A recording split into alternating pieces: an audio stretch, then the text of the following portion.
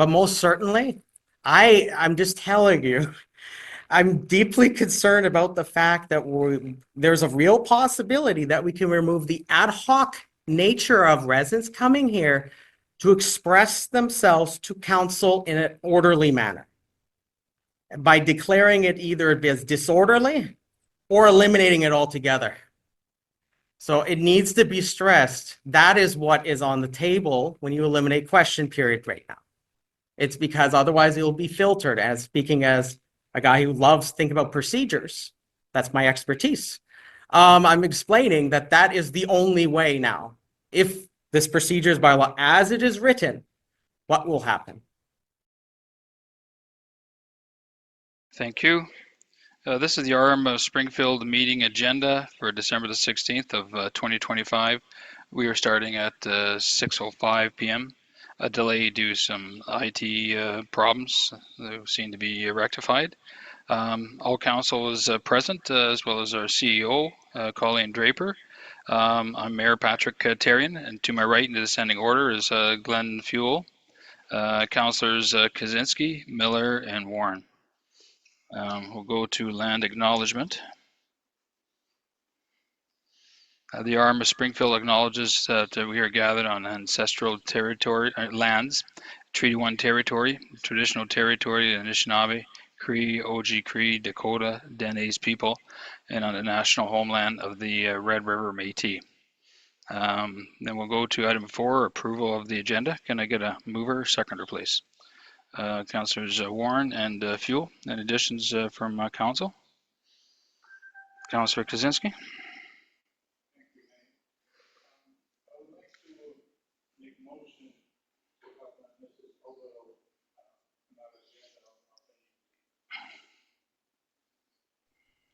And I would second that, Councillor Kaczynski. Okay. We've had many discussions about this today and maybe the last couple days. This is a matter that's to be discussed in camera. So I don't know why you're making this motion, because it was clarified in our emails. Deputy Mayor? So I'd like to clarify, you passed a motion, but I don't know what Ms. Overall is going to be speaking of, because you never mentioned what her presentation will be.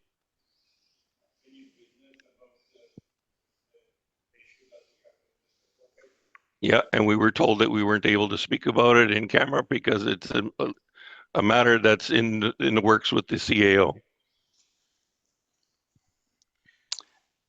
And in fact, I think if we start discussing this openly there, we're leaving our the RM liable for a suit.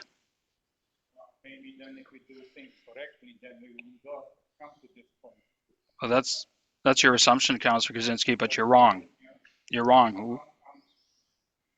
allowed to have my own opinion. Yes, you're allowed to be wrong. Okay, Councillor Miller. Thank you, Mayor. The motion, of course, is on the floor, but having said that, there is absolutely unfinished business because it's a compliance and enforcement issue, and perhaps the particulars of the issue need to be in camera, but I don't think there's any harm for a resident to speak to us about what her concern is. You, in fact, also, Mr. Mayor, don't know what she's going to speak about in terms of the file. I think what we could do is we could ask her to be candid and actually diplomatic in the sense of leaving out the names of the individuals, if that would help at all. And we have to understand, under this conditional use that I know she's going to be speaking about, there's 2 unfinished items. So again, I don't know exactly her presentation, but I always would encourage people to present and provide us information if it would be helpful to the file. So We don't allow something and hope that it's not going to be prejudicial to complainants here, to Mr. Hentz and Mr. Kopecki. Mrs. Overall had a letter of consent from Mr. Kopecki to do a delegation.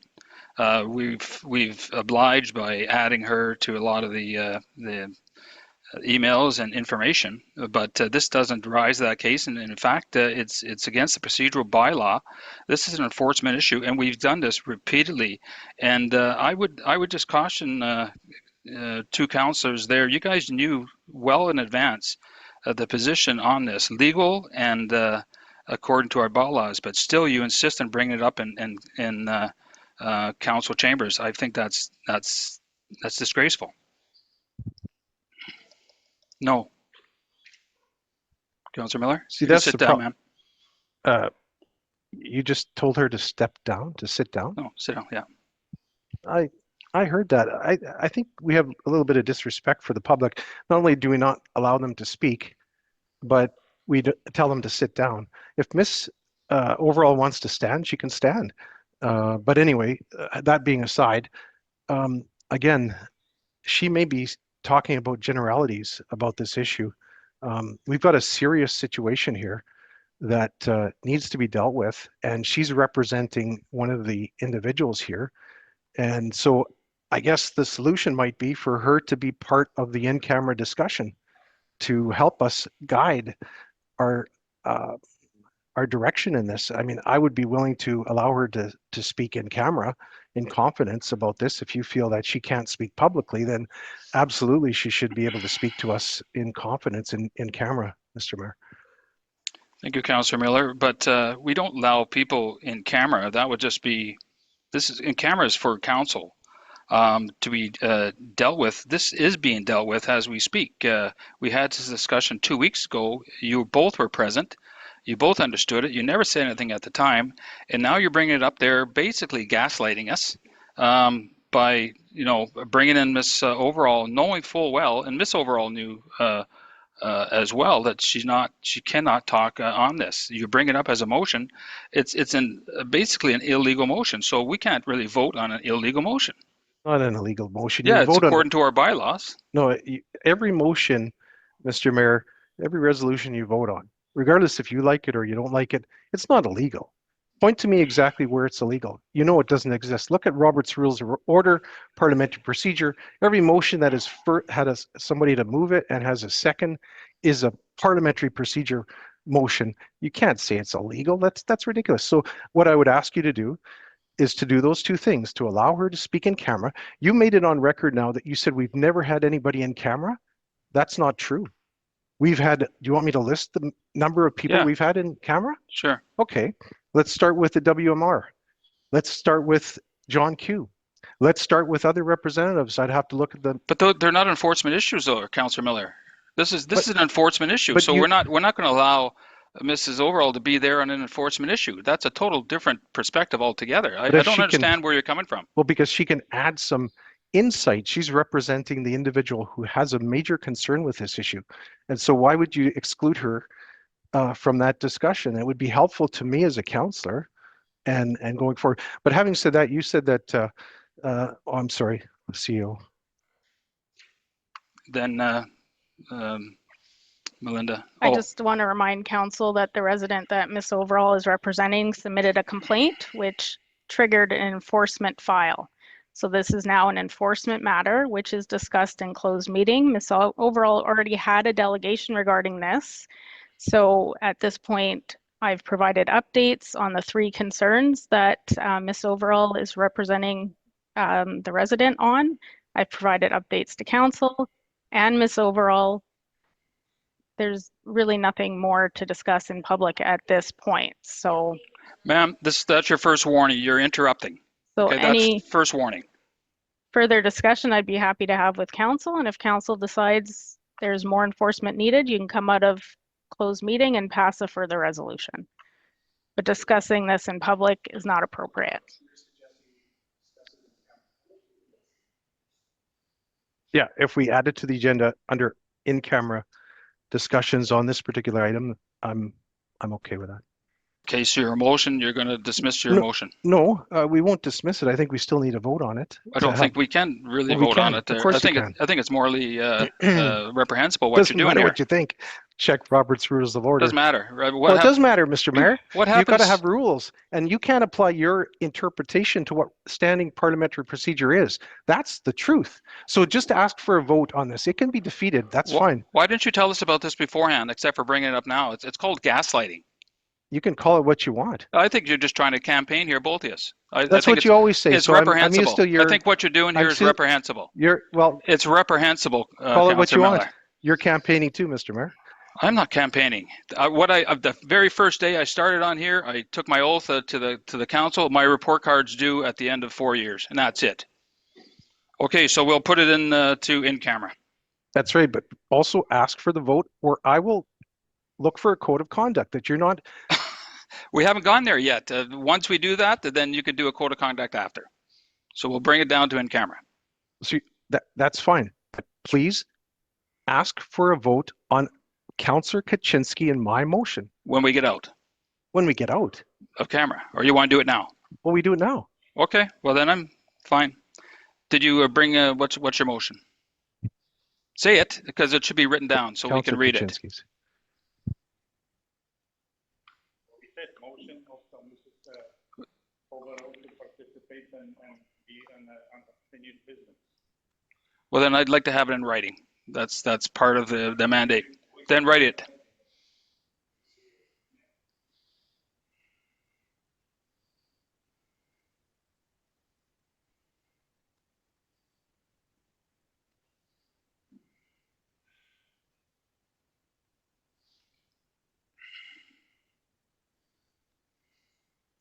So be it resolved that Ms. Overall be added to the agenda under unfinished business. I'll pose the question first. Those in support. That's Councillor Miller. Did you put your hand up, Andy? Yes. Councillor Kaczynski. Those opposed? Councillors Warren, Fuel, and Therrien is so defeated. Any other additions, approvals, or comments towards the approval of the agenda? Councillor Kaczynski. Participate in the delegation for the meeting. And number one, you want to speak on WMR public participation?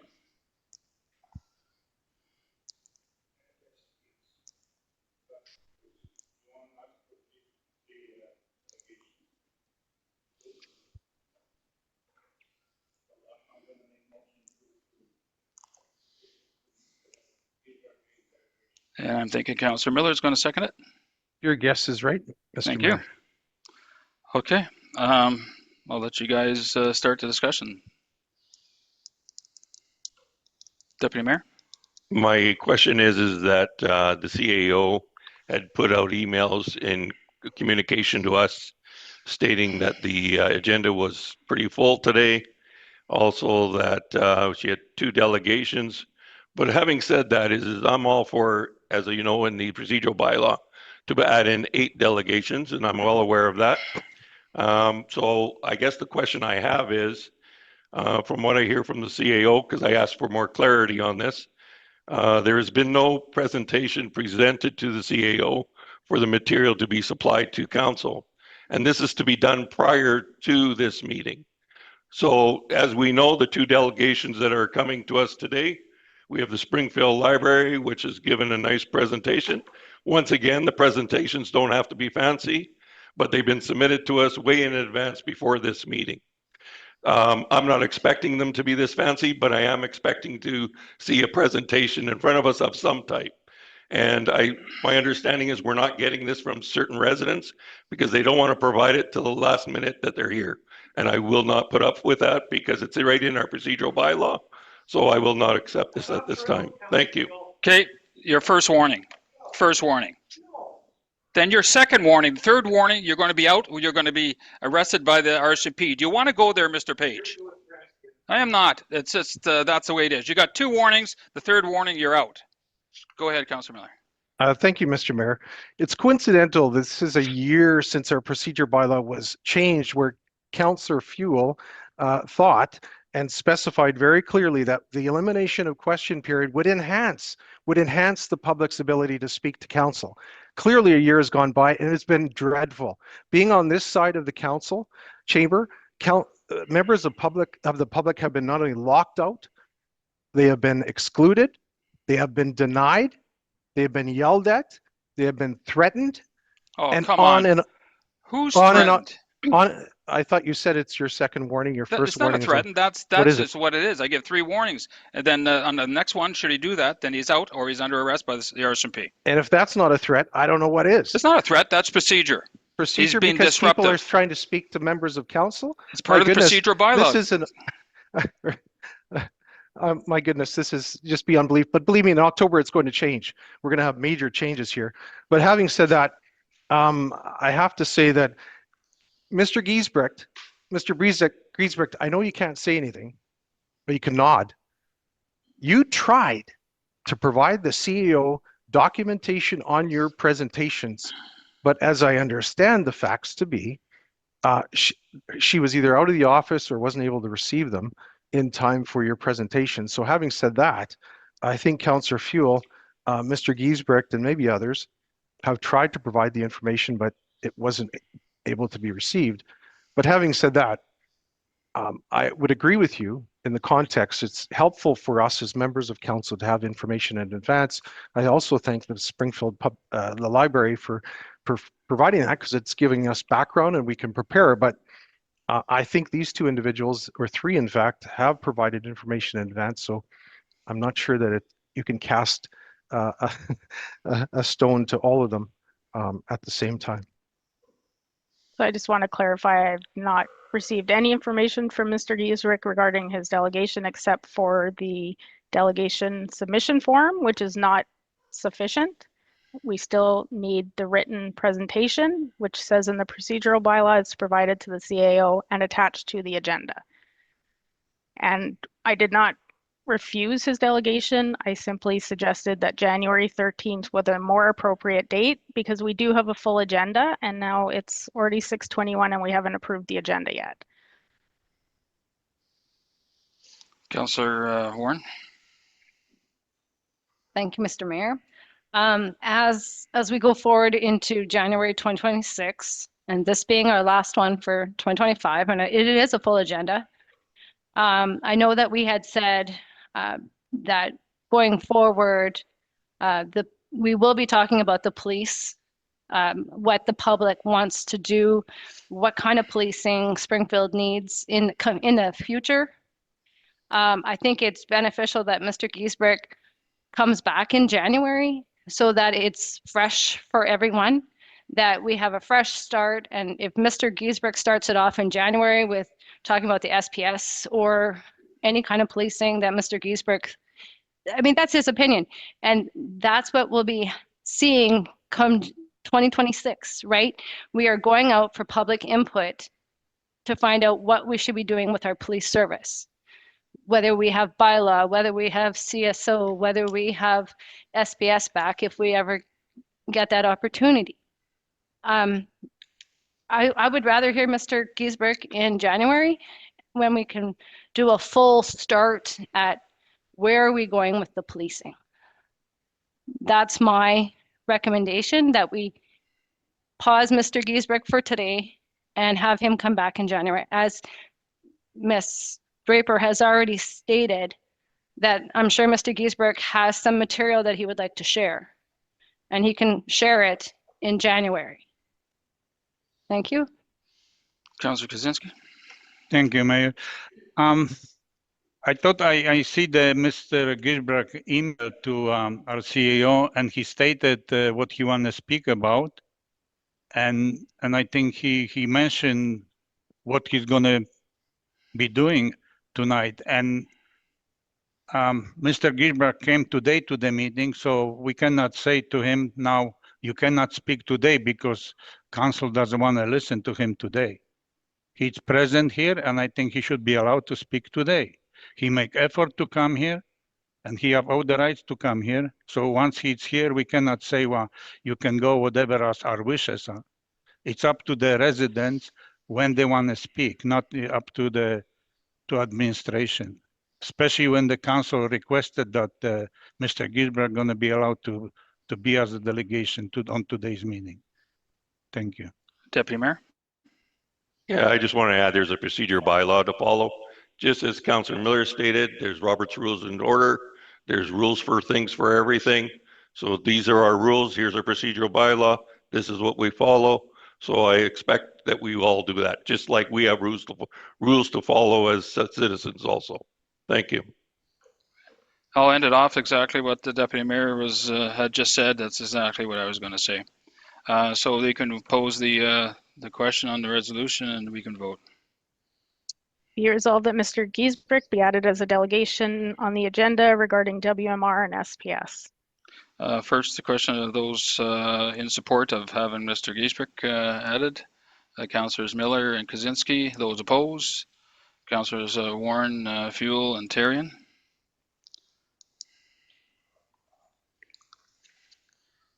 Okay, is that all for approval of the? Is there any more? Yes, yes, I have one more. One more? Okay. Yes, Dr. Page.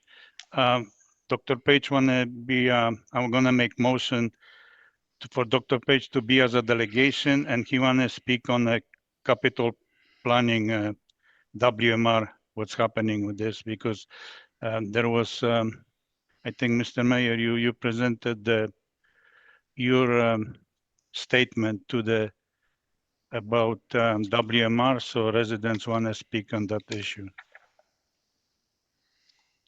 You make your report, yeah, to the public and to the council. That's my report, and Dr. Page could have phoned me at any time there. He's also been aware, as council have been, that he can be deferred to January the 13th or 16th there. So again, this is not something new to us. There, you're bringing in a motion that we already had discussed. A CEO has determined. I don't know whether it was in on time or not there, but the fact is that he's already aware of it. You're already aware of it, and all of council was aware of it to bring in the motion. I don't understand for what purpose we're doing this, but we can pose the question and do the vote. Second that. Go ahead, Councillor Miller. Yeah, thank you, Mr. Mayor. I would like to second Councillor Kaczynski's motion. Go ahead. So absolutely, Dr. Page, it's very pertinent because the WMR had their board meeting last week. And so I think the information perspective that you would share to the public and to council would be not only pertinent, but important. And to defer you, I guess that's what's likely going to happen. You see a 3-2 vote here.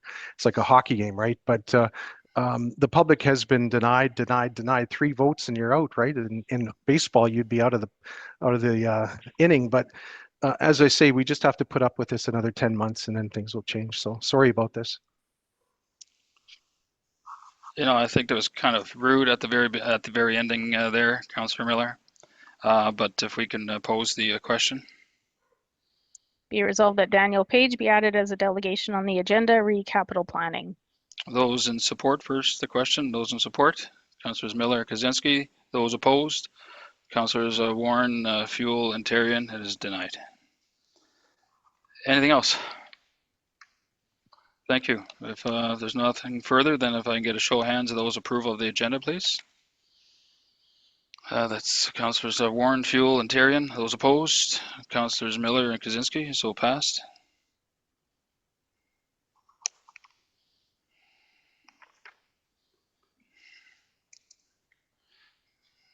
Bear with me a second here.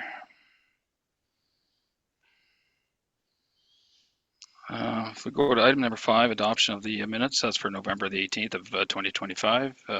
Mover and a seconder, please. Therrien and Warren.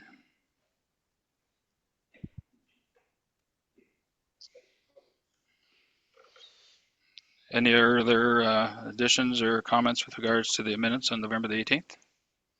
I see none. If I get a show of hands, those in support of adoption of the minutes. That is unanimous, so carried. Then if we go to item 6, that's elected officials reports, items 6.1 actually. Mover and a seconder, please. Therrien and Warren. Any questions or comments with regards to this? Councillor Miller. Yes, thank you, Mr. Mayor. In your report, you've got you've got November 25th and 26th as line items, but there was nothing as an entry. I'm wondering if you either lapsed in that, or if there was supposed to be an empty section on that. Was something happened on the 25th? And usually, like in your report, you have the date, and then maybe it's just an error. I don't know, but it leaves me to wonder if you just forgot to put something, or No, it's throughout the document there, and no, there's nothing. It's just me and my hyper technology skills. oh, okay. Thank you for that. And I noted also that you, as a member of the WMR board representing the RM of Springfield, had a meeting, I guess, last week. And as you know, Plan 2050 is dead. It's dead primarily because it had no benefit to our municipality, nor did it have few benefits to the rest of the Capital Region membership. In fact, I believe the RM of McDonald tonight is voting on if they should stay in the WMR, and that vote is happening probably within the next hour. That would also see not only Selkirk and other municipalities leave and opt out of WMR, but the RM of Springfield is also in a quandary because, again, there are no benefits to our participation in the WMR.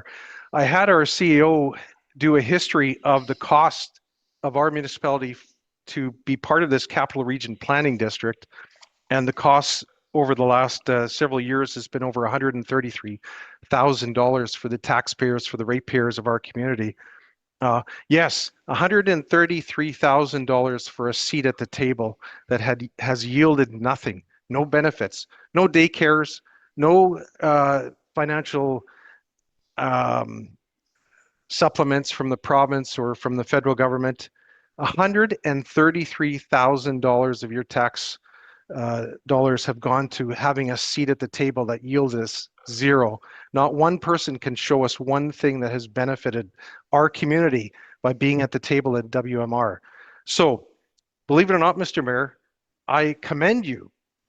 I actually commend you for making the motion at the WMR to postpone the date for opting out to the province.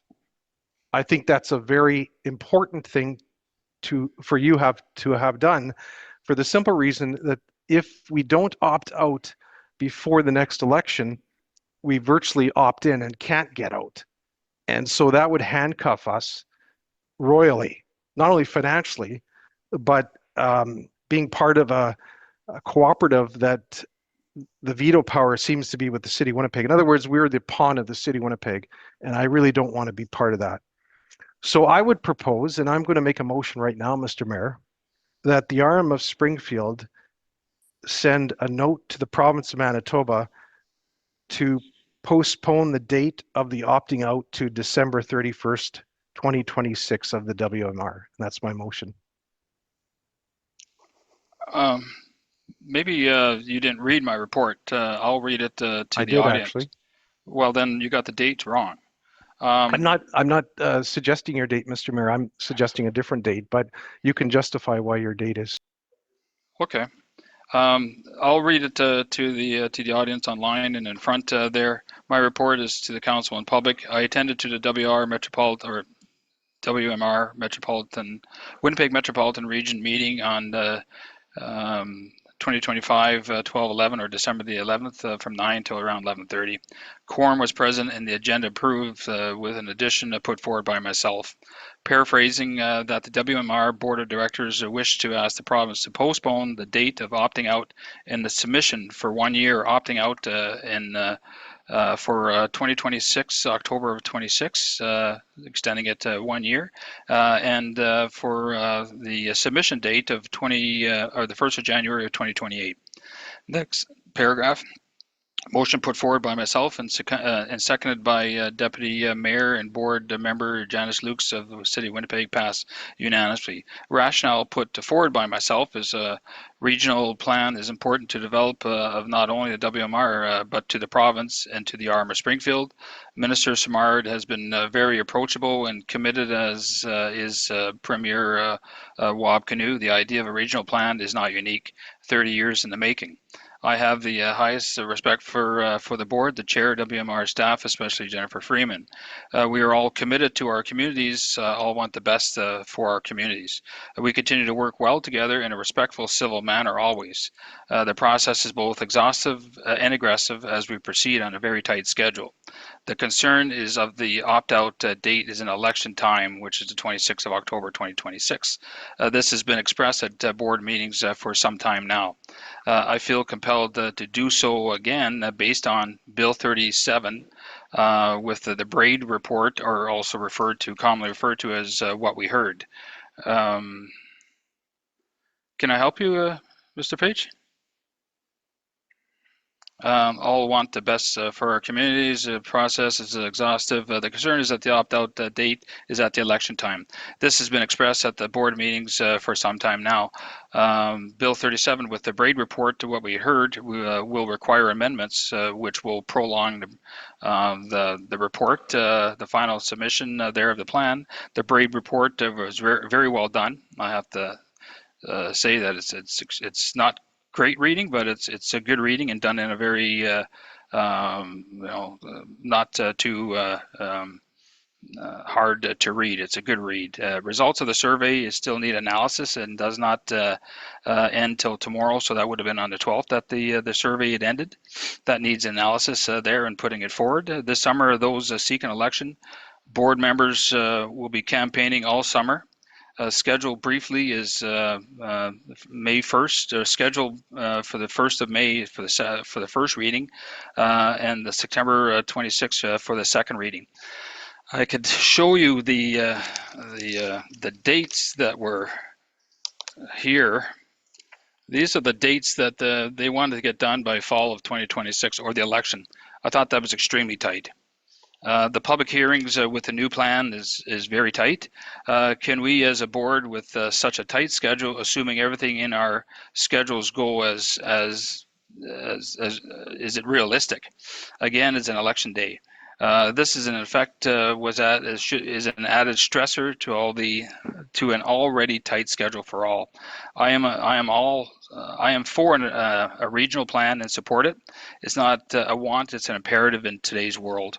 Need time to allow for process to proceed unencumbered. Need time for new council to study. It's like drinking through a fire hose. Coming into this job, or getting into all the stuff for the last many years was an extremely steep learning curve.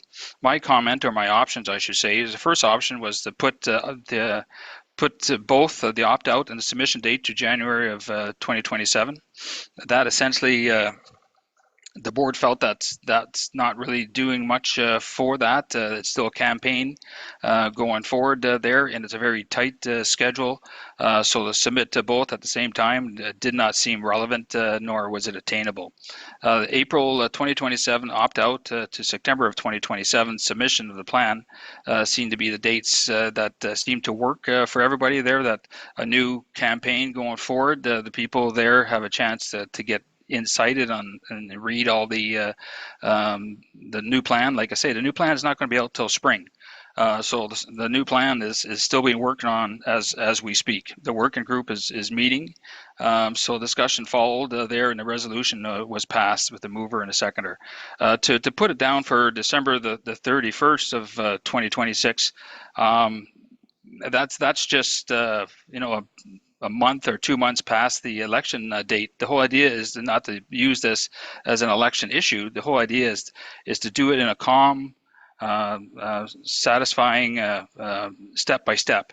So what we have here is the same steps. But my proposal, when it was granted by the board, is just to move those dates essentially up by a year. So it's not an election issue. It's an issue where everybody can do it in a satisfactory manner and allow it in a time frame that's attainable.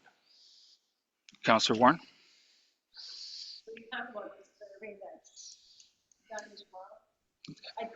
On the 12th, I think.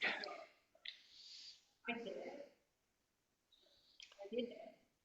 And we don't have terms. That was one of the questions. John would agree to disagree, isn't really giving them any And then again, you say that you're a female or you're a male, that you actually own your house or you rent it, and then they ask you for your postal code. And in Springfield, everybody has a postal code. So it's basically doing the rule is here, the town is here, and this is what I don't find that survey to me isn't going to tell them what the public needs to be hearing. Oh, that's fine. Yeah, you're next, Deputy Mayor. Are you finished, Melinda? Yes. Okay. Deputy Mayor? Thank you for that, Ms. Warren. I just like to add to this as I sat and listened to the meeting that WMR had, and I listened to the whole thing. And you know, I'll be honest with you, I don't see any direction coming out of this. Having said that, I spoke to the planning department. The planning department also stated they threw in questions, still haven't got no responses. So I'm going to just put forward a motion here. Can't yet. Okay, you have yours on the floor. Okay. Okay. Councillor Miller? Oh, sorry, Andy. Oh, okay. Thank you, Mr. Mayor. I'm more than willing to amend my date to reflect what you or the WMR group had suggested. I'm not picking dates. Again, if you feel more comfortable with the April date, I'm fine with that.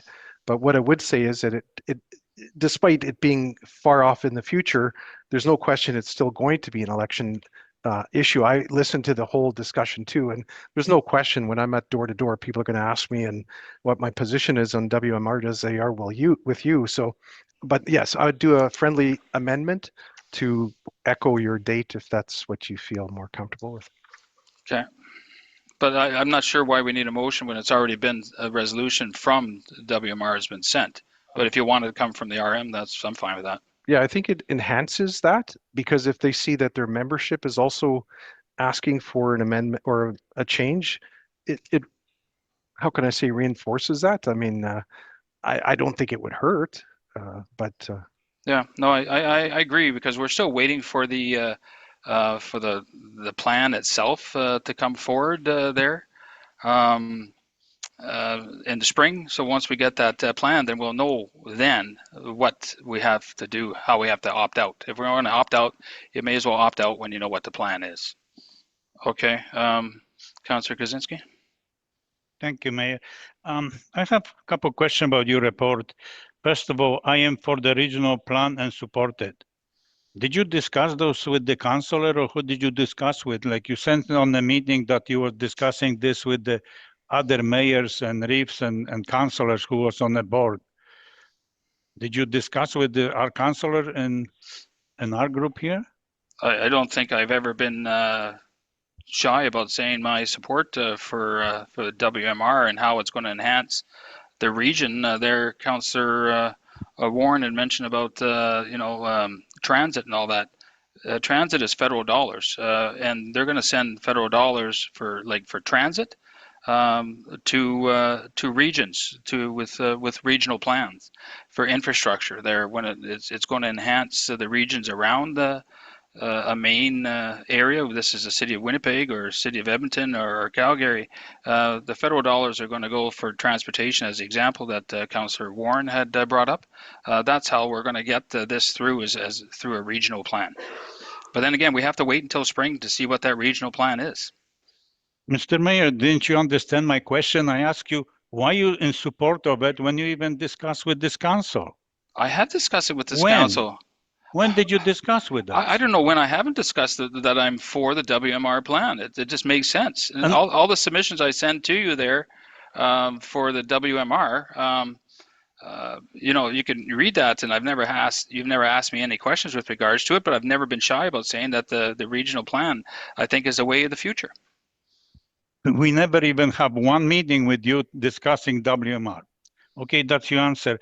But Well, the WMR came here and did a presentation with You us. told us on one time that you have discussion with the residents by yourself, and you said 99% of people was against it. And that was like maybe half a year ago. 2 years ago, and that's Plan 2050. So what did change? How many people you talk with now from the residents that they for it, that you're going to support that project? I haven't heard too much from any residents at all with regards to this. You're referring to Plan 2050, and that was, I think I said I had 113 responses there, and I did say 99% were against it there. And I couldn't respond with regards to what my intentions were to vote, because there's only one vote at that time there, and that was from the mayors and rees of all 17 municipalities. And I would have voted no. And that's on the record as well, because it just wasn't the right plan. This new plan coming out in the spring, or the plan coming out in the spring, will take into advantage, into consultation of the many groups as part of the Braid report. The Braid report goes in itemized detail about all the consultations that were done there. They came up with the themes, the common themes, and 30 different components of that they're addressing in the Braid report. And like I say, the Braid report is very well done. It essentially captures everything down there, even the vote there with the veto, which is a strong component, that's going to be addressed in the next plan. So it makes no sense to get out of the plan at this time here, and we have to wait for that plan in the spring.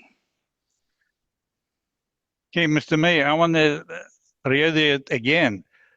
How can you go and be for it when you even didn't discuss this issue with the residents? We have meeting in the Cooks Creek, Councillor Miller and me, and was raised WMR, and nobody was for it. People was really upset that they have no knowledge, first of all, about it.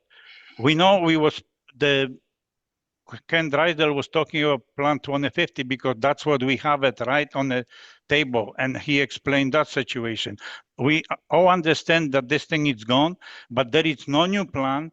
So till we have new plan, you cannot support it because you even don't know what you're supporting it. How that could be that you're representing this community and you're saying it's good for us, you're just putting some people there on this board like chair and especially Jennifer Freeman, and they don't give us any answers. We asking already for about 2-3 years about what is on WMR, and we don't have anything. And I listened to the last meeting, and they're just talking about procedures. When they're going to talk about issue that is going to help this community, this municipality moving forward? That's what's important.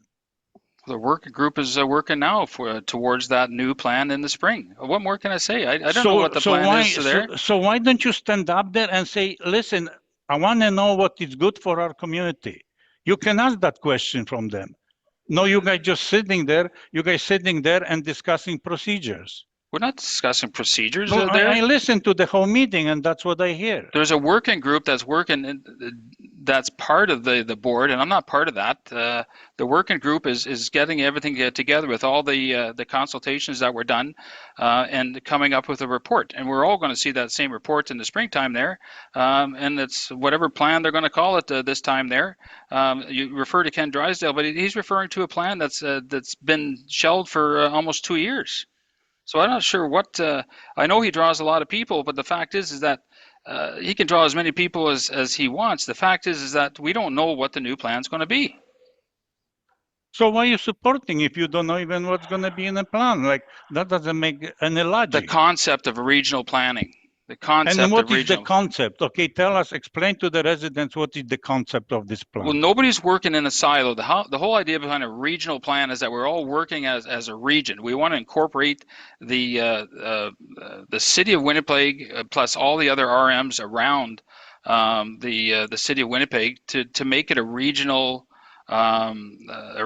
cohesive group. So some groups, some of the mayors and reeves and some of the other councils from one municipality to the other may not know exactly what's going on there. This is the whole idea, is getting at a table there and looking at the plan and seeing how this is going to involve my community, other communities, and working together as a plan towards that. The dollars now coming from the federal government, and this is the dollars coming from the federal government, they want to send it to a regional component there. They're sending it to a large region like the Winnipeg Metropolitan Region makes sense. And I say it again, the transit system there, that's going to be a regional component that we'll look at there. If we can get transit out to our citizens here in the RM of Springfield and bring them into the city and have the park and ride facilities there, but we need dollars for that. And that's federal dollars that have to be matched there. So federal dollars as part of Minister or Prime Minister Carney's infrastructure there. He wants to upgrade the infrastructure there, and it's a great initiative to be part of the regional plan and working together. I think Deputy Mayor has a question here. Well, I didn't finish my question. But you had a go million ahead. questions. Go Let ahead. the Deputy Mayor speak. Okay. Go ahead. I'm going to go back to my question. Well, Go go ahead. ahead. Finish your questions off, and we'll then have Deputy Mayor. Okay, so another thing is that the process we both working very exhaustively and aggressively. Well, what I see the meeting, I never see an aggression on those meetings for coming from anybody. And Reef from or Mayor from Niverville stating that we have all this project and we cannot move forward. He even didn't state that what project. It's just like something it's on the sky. It's going to fall down on us because nobody talks about any particular issues that we can work together and help go towards that. Everybody's saying we have so many projects. Why he didn't mention those projects? And nobody asked him the question. Like people talking and like doesn't make any sense. I taped all these meetings from WMR. And I don't see any progress what's happening there. And then you're stating that new council gonna study this thing and they're gonna have 1 year. WMR exists for 30 years and you guys didn't achieve anything. Whatever you achieved wasn't palatable and you scrapped it. You should be, this board should be ashamed of themselves. They should all be replaced there because whatever they come up with, people reject it. And that was what, 3 years ago? So 27 years was down the drain. All our money was spent and it's gone.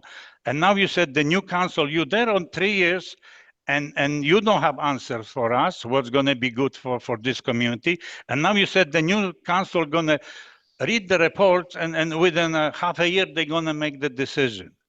How that the new council even, probably none of us may be on the council next term, and how the new council, they're going to be green and then they're going to learn how the even council works and they're going to make decisions on our behalf. It doesn't make any sense. That's my 2 cents. Thank you. Thank you. Deputy Mayor? Yeah, I'll speak after the resolution is gone through that Councillor Miller has presented. Okay. If we can read it again. I don't believe I have a seconder. Can I move her a seconder? Councillor Kaczynski? Be resolved, and just to clarify, are you matching the WMR resolution for December 31st, 2027, or do you want the April date? I would ask for advice from the mayor, what he would like on this.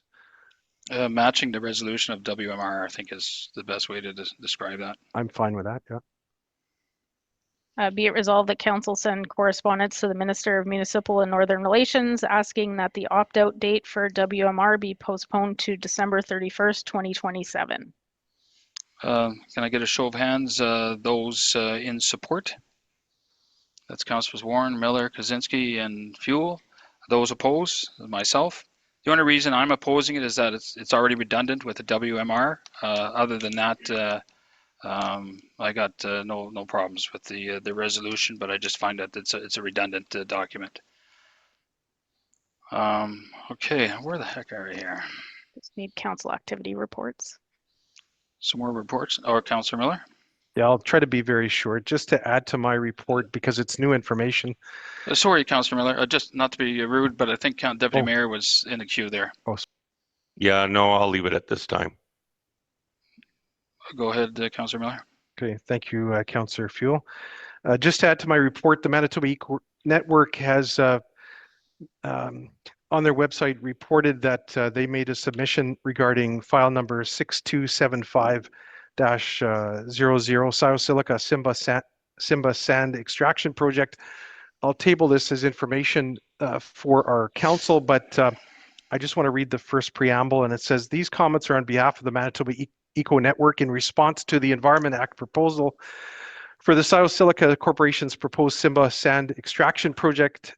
Over the past 5 years, the Manitoba Eco Network has been working to support concerned community members from the RM of Springfield and the surrounding area who are concerned about the potential irreversible impacts to the environment and human health that Siosilica's proposed silica sand extraction activities could cause in the area. This included a public Clean Environment Commission hearing with no participant funding, at which community members were still able to make their opposition to the potential impacts of this project clear. The CAC agreed, and this product should not proceed. We are extremely troubled that in the 20 months since Siosilica's application for their sand extraction project was first rejected, the applicant has not made meaningful progress on any of the recommendations made by the CAC. As we detail in their Appendix A, the Manitoba Eco Network's view, all the CEC recommendations for Siosilica's project remain incomplete or inadequately addressed. These failures produce credible data and address the risk already identified through Manitoba's impact assessment process, and a major red flag and an indication that this project is not being developed with the best interests of Manitobas in mind. We agree with Premier Wab Kinew that Manitoba's resources should be developed with higher environmental standards, higher respect for human rights, and higher labor standards than any jurisdiction in the world. Can I get some water? As a result, this is the final line, our primary recommendation is that this proposed Simba silica extraction project be rejected now, and on it goes without wasting more taxpayers' time and money to review the project that remains substantially the same, including the potential for irreversible harm to Winnipeg's sandstone and Red River carbonate aquifers. Again, I'll table this as information. I also wanted to make note that if you haven't got the Winnipeg Free Press on Saturday, reporter Julia Simon Rutgers did a full, I think, 4-page expose on the silica sand extraction project. And I'm hoping that they're starting to get the message, but we all see the radio ads, we all see the billboards, and we all see the TV ads that this is going to be great for Manitoba. I, as you know, don't agree with that. Just a couple of other things to add. Is it possible for our CEO to make our RM's letter on the SIO public on the website? In other words, remember we did a letter to the environmental licensing. I don't know that I've actually received a copy of that signed letter, but is it possible to make that public? Yeah, we can post that on our website. Okay. And I just want to make a couple more quick comments. The community safety program that Councillor Warren has talked about and Mr. Giesbrecht is going to speak about, it definitely needs more public engagement. So I'm hoping in January and in the new year, all of the public in our RM have input on which program we go for. So that's critically important. I've received a number of public comments regarding the new brush directive from Public Works, I guess. And there was, I don't know that there was any council authorization to do this. In other words, the Hillside transfer station is not going to be accepting, or potentially not going to be accepting, brush and limbs and stuff like that from organic matter beginning in the new year. I just want to make sure that the public has had a chance to really gauge this, because I've got quite a bit of pushback from my residents who are mostly affected in Ward 3, who say that it's not going to be practical for them to go to Oakwood, that they'll just torch the stuff on their yard, which maybe is a solution in one way, but it raises the risk. If our fire chief is online or was here, would say that it poses a dire risk to our community and to our neighbors and to our members next to us. I think that, oh yeah, one or two more. I'm very encouraged that the Honourable Terry Duguid, the Member of Parliament for Winnipeg South, just gave $7.5 million to a new rec centre at Dakota Collegiate or Dakota Community Club. So I'm just wondering if RMPs, yeah, Raquel Danko and Ted Falker online or watching this, that we need them to come to this council and to this RM to give the federal contribution that it seems Taché and Winnipeg and other communities are getting, but somehow we're not receiving a nickel of federal funds. And I'm so supportive of a rec center, but I'm not supportive as supportive if we don't get federal funds, because it should be a third for the municipality, third from the province, and a third from the federal government, as other communities do. Why should our taxpayers be burdened with millions of dollars in funding? So please, our members of parliament, get with the picture and work hard for us. You're getting a salary upwards of $200,000 a year. Surely you can brush the woods and get us some money for that. And finally, I just want this to be clarity for our CAO, if she can give us some advice. I think in the former Reeve or Mayor's reign, she shifted committees into a working group. And so I'm referring to 8.6 of the procedure bylaw, where it says council shall hold its meetings openly and no person shall be excluded. And beyond that, the Municipal Act also has notarizations about public meetings. When the council meets, the public should be encouraged. So I just want to know, how is a working group, which comprises the various departments of our community, somehow outside of the purview of the public scrutiny and transparency? I'm not asking for your answer today, but I would take that as information, because I think if you look at other communities, you'll see that the public is always encouraged and available to participate in working group sessions, because these are very helpful. It's members of council have their own opinion and insight, but the members of our community, the citizens, really could also add to our perspective. And so please, if you could provide us advice going forward on that, why we shifted from open meetings to closed meetings with department staff without the public being involved. That'd be very appreciated. I can answer that today if you want, but it's up to you. So it's not a shift just starting with last term's council. This is something that's been going on for as long as I've worked here, for 26 years. I think we just heard at the AMM conference, we sat in a session, and a lot of other municipalities do this. They refer to them as administrative briefing meetings. So that's allowed under the Municipal Act. No decisions are made from council, and it's just an opportunity for staff to present ideas to council that aren't quite ready for public discussion yet. So this is something that we've done for many, many years. Typically those discussions then get forwarded to the COW meeting, or committee of the whole, where we introduce it to the public for feedback and comments from council. And if you have any more, information you need from staff, we can gather that. And then eventually it would end up at a council meeting for approval under a resolution if it's required. So yeah, I don't think it's new to other communities. They may call them other things, but it is allowed as long as decisions aren't being made. And we strive to make all that information public eventually at COW meetings and council. So just as a flow problem, as you remember at the last working group meeting last week, we had a COW meeting hours after that. And so having said that, it didn't give us any opportunity to reflect and or ask the public what they felt on a critical issue, such as the elimination of brush going to Hillside. So in other words, now I'm getting a lot of pushback from residents saying, you now are going to make us travel 26 kilometers one way to dispose of brush, and or it raises the issue of fire, threat of fire, and people and some people have to take out permits for this. So I don't think it's very clear. So I would just ask for council to reflect on this and to gauge the public if I don't think we've really been fair to the public on this particular issue. I know it's not an issue for some people, but for a lot of people in my ward, it is a big issue. And so I would ask your advice, how do we proceed with this? If it wasn't like a decision of council to eliminate brush collection at Hillside going forward. How do we deal with this?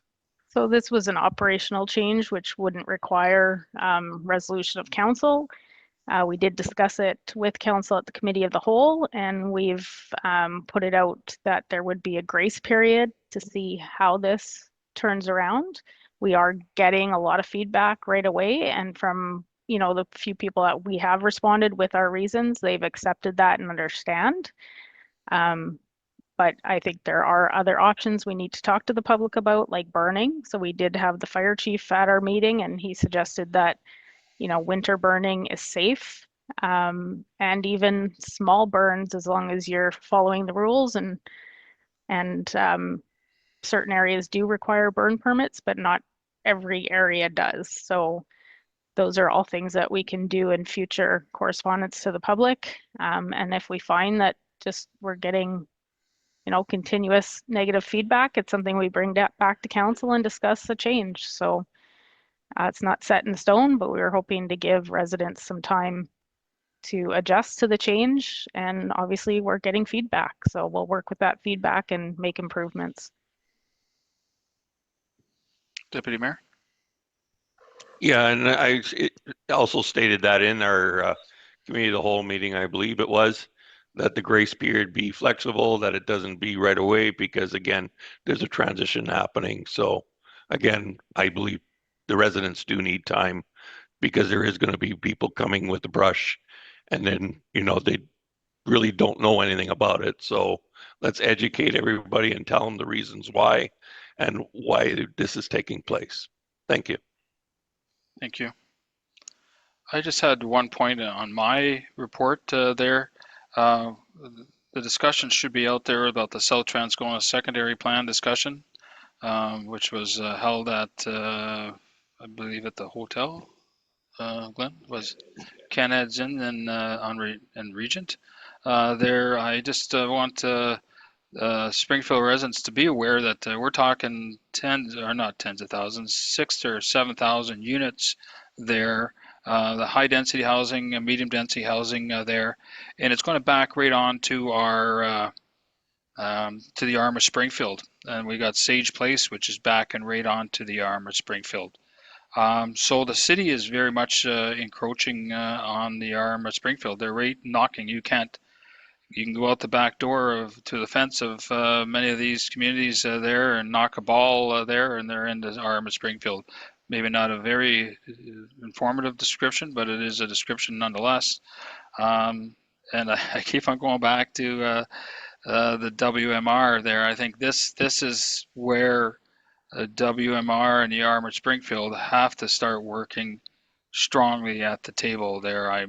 My biggest fear is someday waking up that the RM of Springfield bank and all that will be annexed by the city of Winnipeg. So that's another component of the regional plan. Very, very preliminary and strictly my opinion there. So I just had to put that out there. So this project people should be quite aware of it there. It's a huge project in South Transcona, I guess is the best way to describe it there. And I thank Deputy Mayor for attending there for that to get all the questions and answers there. So it's something that we should all be aware of. I also went into the Canadian Nuclear Laboratories Whiteshell gathering of the leaders in Beaulieu as well as Deputy Mayor, and small nuclear reactors are a huge discussion with regards to that, and it's still before the province there. It's quite prevalent or will be prevalent in the province of Ontario and Quebec there. So going forward, thinking outside the box, small nuclear reactors there are very should be very prevalent there, and that's it. I think we can carry on because we're way behind. All right. If no other discussions with regards to elected reports, or did you want to say something, Deputy Mayor? Was there something you want? Okay.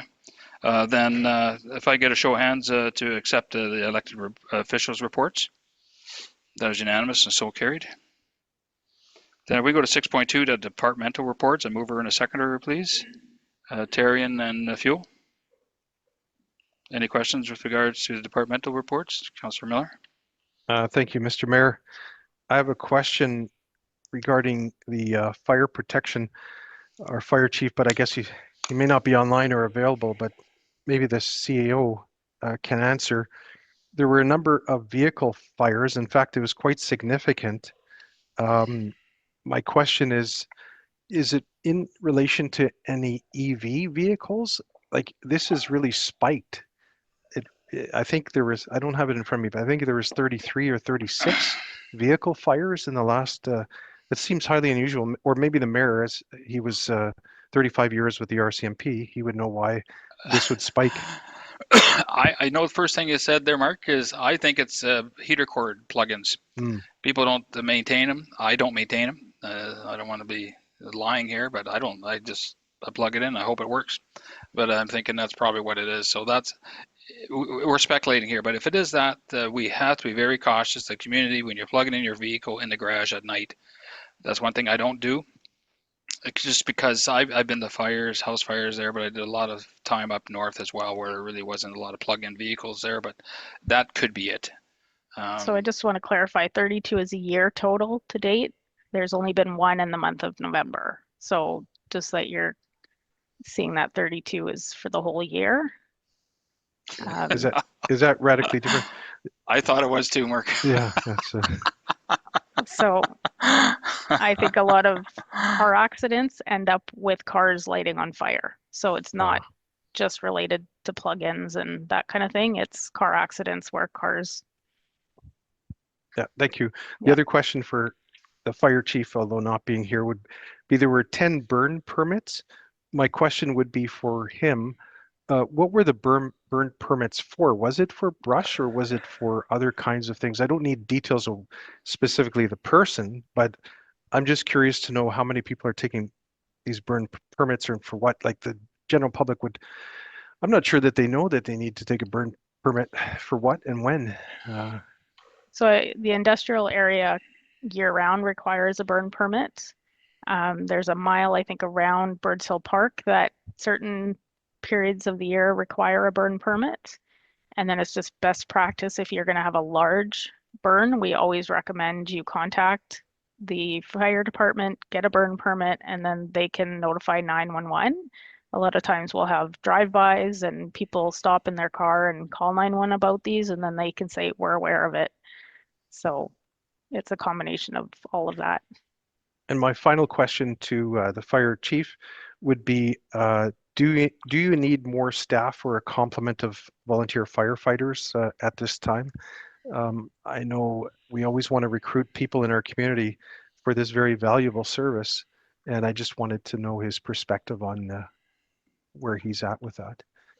Yeah, and they do a very good job of keeping it at complement. So if they're starting to lose, they will do a hiring spree. So at this time, we're at full complement. So that in other RMs in my discussions, there are lots of RMs are having trouble finding the firemen and women there. There's always that volunteer component in every community. That's the backbones of our community there. But we're lucky here. We're so close to the city, and there's a lot of firemen that are and women that are in our RM. Councillor Kaczynski. Thank you, Mayor. I want to congratulate and thank you, our Public Works, for sanding today. It was efficient job and done very quickly, and everybody probably in this community appreciated that, we can drive safely to work and, to whatever events we choose to go. So once again, thank you to our Public Works. And I concur, but I think all the questions should be answered by now. If we can get on to our delegation, can I get a show of hands of those in support of the departmental reports? That is unanimous and so carried. Now for the delegations there. Cherie, I'm sorry, we're an hour almost. Why don't we wait 2 minutes so we'll be an hour late?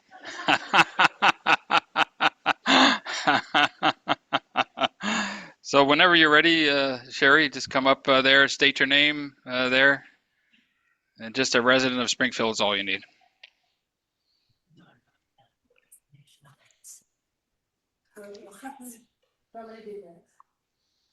Yeah, you want to you want to stand up there? Just Because hold I it was up. hoping to Just look hold it at- up, Melinda. Oh, you know what, I was actually hoping to be there because I always look at that screen. This kind of totally threw me off.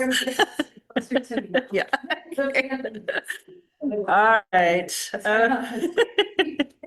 Okay, this is where your binder comes in handy now because you're going to have to flip through it. Okay, so good evening. I'm Cherie, Denorer, Manager, Springfield Public Library. Also present are the board members, Carlin Lintott, Chair, Jocelyn Hamill, Treasurer, Chris Reed, Secretary, and Mayor Patrick Therrien. You have all received our report and strategic plan binder. I hope you have all had a chance to go over it. I will discuss the report's highlights and review our financial report. You will see from our activities that your continued support is crucial to our success. I wish I was there right now. Whatever came up on the laptop. I wish. Yeah, right there.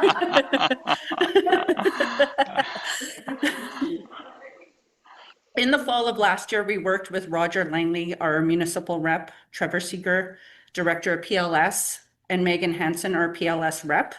We developed a new strategic plan for the library.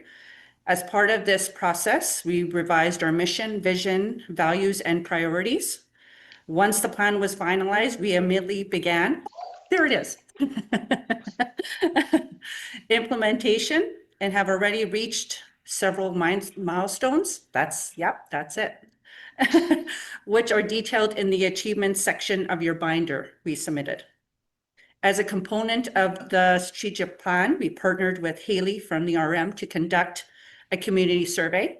We received 358 responses, a high return rate for this type of survey. We will analyze the results in the new year to identify new opportunities to serve our community better, but the overall feedback was very positive. Our patrons have increased over the last year by 275. We now have 4,078 patrons in the RM of Springfield.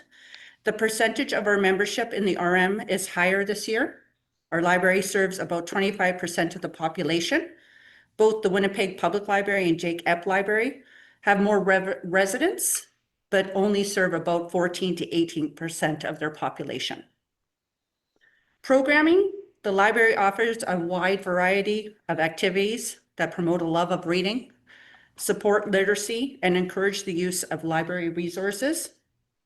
These include scavenger hunts, family bingo nights, bookmark contests, science activities, I Love to Read Month, and more, all of which are outlined in your binder.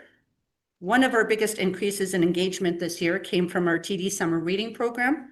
This year we had 168 kids participate, which is up by 30 more. Our library program has increased this year and participation continues to grow. The only area where we saw a decline in attendance was among two outside groups that use the library. We lost these groups because they needed larger spaces and they enjoyed working with us, but our facility could no longer meet their needs. Social media. Technology. As you can see, our social media statistics have gained interest and an increased following. Notably, our YouTube story time has gained over 23,000 views this year, a huge jump from last year. Continued work on our communication to the residents of the RM through social media is another part of our marketing plan.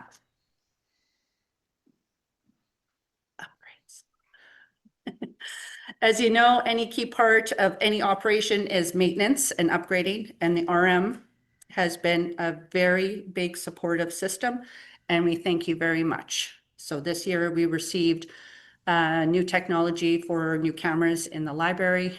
We had bike racks installed in the front entrance, as well as our front entrance redone, a new concrete put on. We also had a window cut out between the office and front desk, and the office painted so it was better communication with patrons coming into the library. Bomb, bomb, bomb. So here we are. We are requesting a small increase. Teeny tiny from the RM for 2026. This reflects rising operational costs, staffing hours required to meet service needs, and scheduled step-up moves on our salary scales. We truly appreciate your thoughtful consideration of this request for an increase, and we are very grateful for all your support. Thank you. Thank you, Cherie. Any questions from council of Cherie? Come on, give her a question. Deputy Mayor? I actually don't have a question, but I do have a comment. I really like to thank the board for putting all their efforts into this. And I think, yes, you know, I'm in support of this 100%. Perfect. Thank you.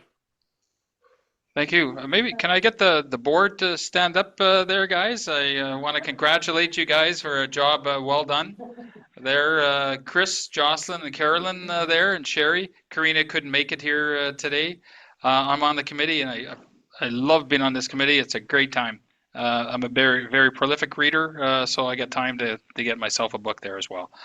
So that said, they're all volunteers. So that's the backbone of our communities, except for Cherie, she's getting paid. But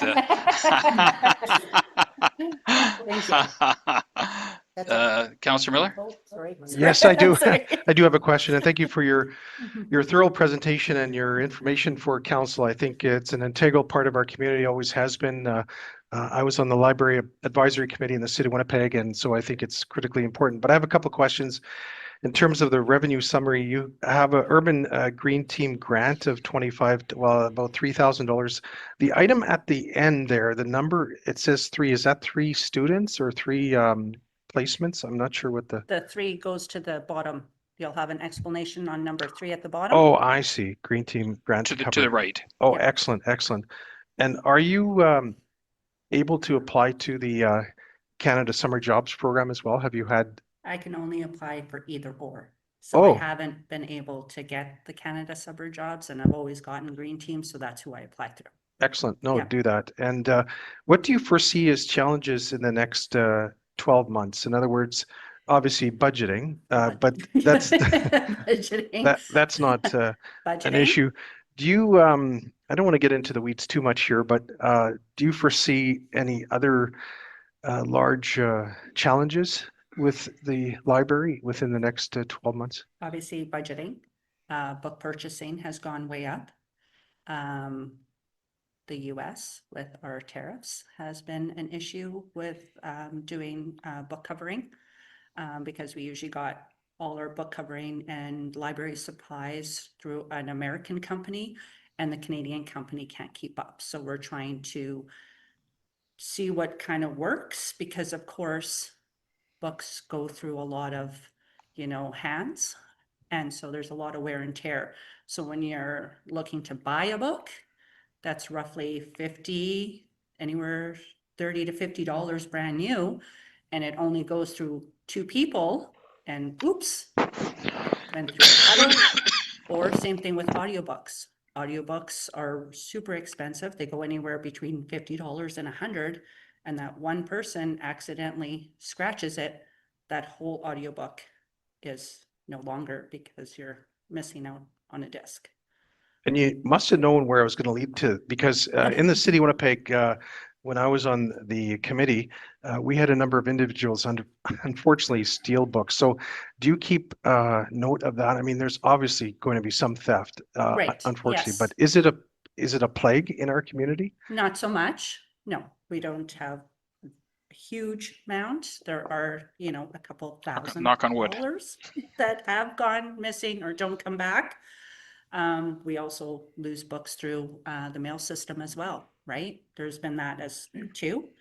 But we try to be forgiving and, you know. And how do you deal with residents who want particular subscriptions? In other words, there might be somebody in our community who wants, I don't know, the New York Times or something like that. So it's subscriptions to Magazines, the there's a various. couple. So how do you And- discern, like, do you gauge it on how many requests you have for a certain subscription? Yes, and because the costs, again, lots of magazines, there's very, very little magazines that are made here in Canada. Lots of them are through the US, so there was also that problem. So I can give you an example, like there's a gardening magazine that a couple of patrons really like. And we get 4 magazines a year, and it's $190. It's expensive, Right? but thank you for doing a wonderful job. You're welcome. Thank you. I have one question. Oh, okay, sorry. I just thought about this, sorry, I'll be really quick. What do you rent? It's winter. Snowshoes. There we go. Toys, we have toys. There. We have a toy lending, we have a toy lending library. We have snowshoes. We also rent DVDs. Okay. Yeah, come on in. So I let everybody else know. Thank you. Well done, Councillor Warren. Well done. Okay, thank you very much. Oh, Councillor Kaczynski. Thank you. See, I'm used to being on that side. I can see you. Yes. I want to be the last one. I want to thank you, everybody, for helping our community, you know, and, you know, our students and everybody on the council appreciate that work, and others appreciate that work. Thank you So very thank much. you and keep up the good work. Thank you. Thank you. That's it? What's- Did you want to do it now? Oh, gosh. I just. Did the board,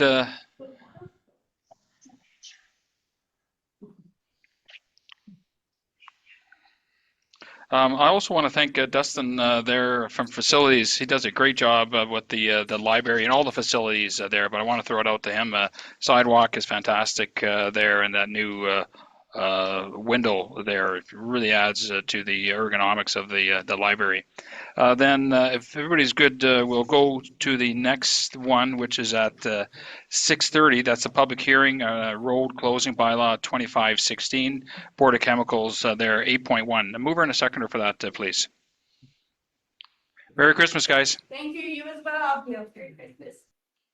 Councillor Miller and Therrien.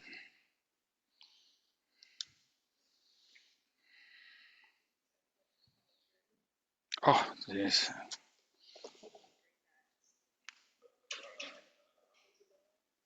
Okay, open it up to comments from the public. All right, is there any comments from the public online? Oh, this is Nyland. Hi, my only comment was I found it very difficult to read the map. And I'm not sure if it had sort of a highlighted area for the various parts of it. I have no problem with this issue, but I just wish that in future it would be easier for the public to understand what properties were being, what part of the roads were being closed.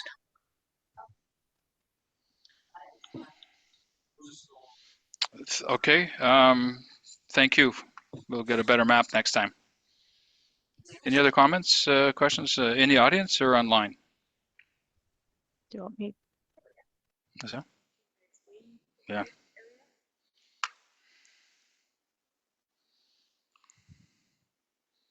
So just regarding, I guess, the map, if you pull up bylaw 2516, the road closing bylaw, you can hopefully expand the map a little bit to see the areas. So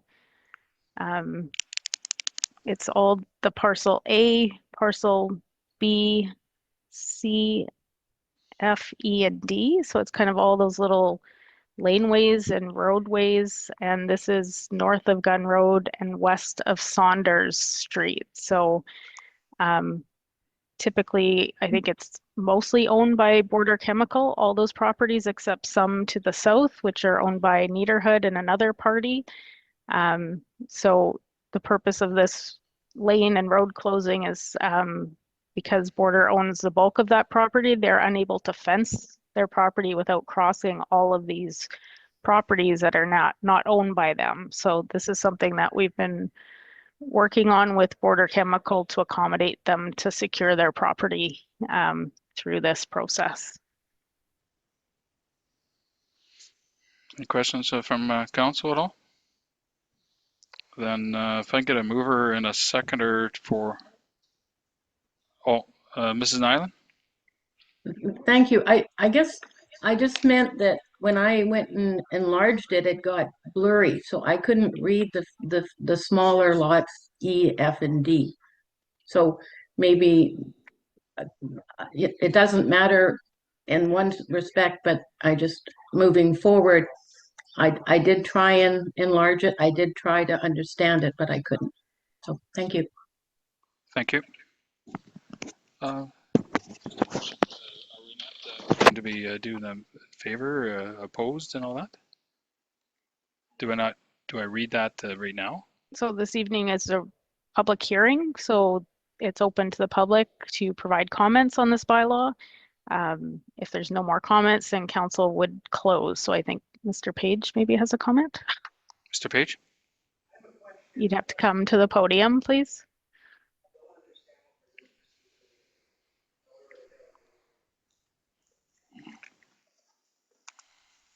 So this is under bylaws at 6:30 p.m. We had a public hearing scheduled for road closing bylaw 2516 for Border Chemical in Nederhoed.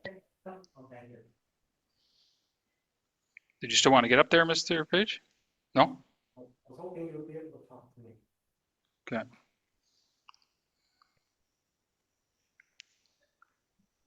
Any more comments from the public or online? Then I see none. Then do I close the? I'm prepared to close the public hearing there. No further questions will be allowed, and then we'll put it to the vote, the reading of the second reading. Be it resolved that second reading be given to bylaw number 2516, being a bylaw of the RM of Springfield, to close municipal roads and authorize the sale of land as set out within deposit plan number 1406-2017. With that being read, pose the question. Those in support? That is unanimous, so carried. Then if we can go to bylaw 2516, road closing, that's a third reading. A mover and a seconder, please. Warren and Fuel. I'm not sure if we got a mover and a seconder for 8.11, second reading. Okay. Be it resolved that third and final reading be given to bylaw number 25-16, being a bylaw of the RM of Springfield, to close municipal roads and authorize the sale of the land as set out within deposit plan number 1406-2017. Then I'll pose it the question first. Those in support with a show of hands. That is Warren, Miller, Fuel, and Therrien. Those opposed? Councillor. Okay. So everybody, that's unanimous. So carried. Then we'll go back to delegations there. That's at 6:45. So apologize there for Allison Driedger. Blue Stem Development. That's you, Allison? Yes. Whenever you're ready.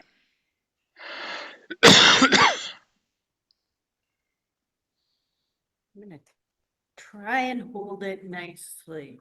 Do you want to just move that computer or No, can we do it's that all- both? Yeah, I'm fine with it if you are. Okay. Yeah. I'm gonna just share. Perfect. That's exactly what I have up. Oh, then I might not even need mine. Yeah, because I'm gonna share it. Okay. And I want to back up that your library is amazing. I have spent countless hours in there with my children, and the play area in there is so nice. A great place to take your little kids and let them hang out. Oh, thank you. I'm going to pass that on to the committee. Thank you. Yeah, perfect. Perfect. So we wanted to make a delegation, come talk to council before we move forward with this proposal. I'm here with Brian Wall, who's the owner of 3 adjacent lots on Main Street, right by Cedar and Main, which also has really good milkshakes. We've got the 3 houses, and you might have noticed some work on the houses are gone at this point, which is probably a good thing. And we have that property. We're interested in doing something with it rather than leaving a vacant lot along Main Street. Before we start doing anything, sinking a lot of money in, just want to come in, have a discussion with council, hear your thoughts on what we're proposing, what our thoughts are. Currently, the parcel is designated employment area in the RM of Springfield Development Plan. The employment area allows for commercial residential combinations. It does limit it to commercial on the main level with a maximum of 2 stories. So we were coming in, and in order to do something with a multi-unit building, we've got a 3-story apartment building on one side of us and across the street from us. So the discussion that we wanted to have and the plans that we've had drawn up does have commercial along the main floor, in the front along Main Street, and it would have residential on the top 2 floors. We are prepared at this point, or here, to discuss if council is willing to entertain the idea of amending the development plan. It would be a spot designation, so it would go through a process and have a hearing.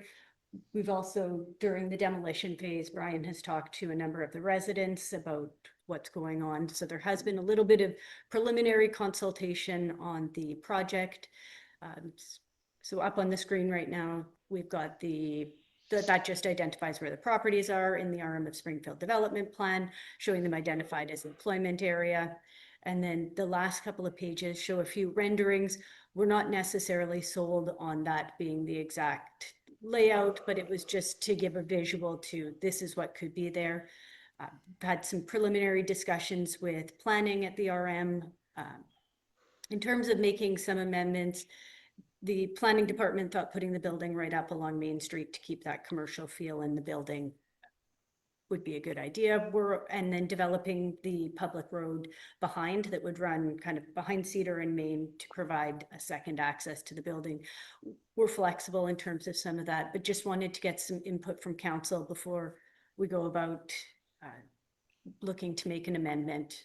Brian, was there anything you wanted to add, elaborate on?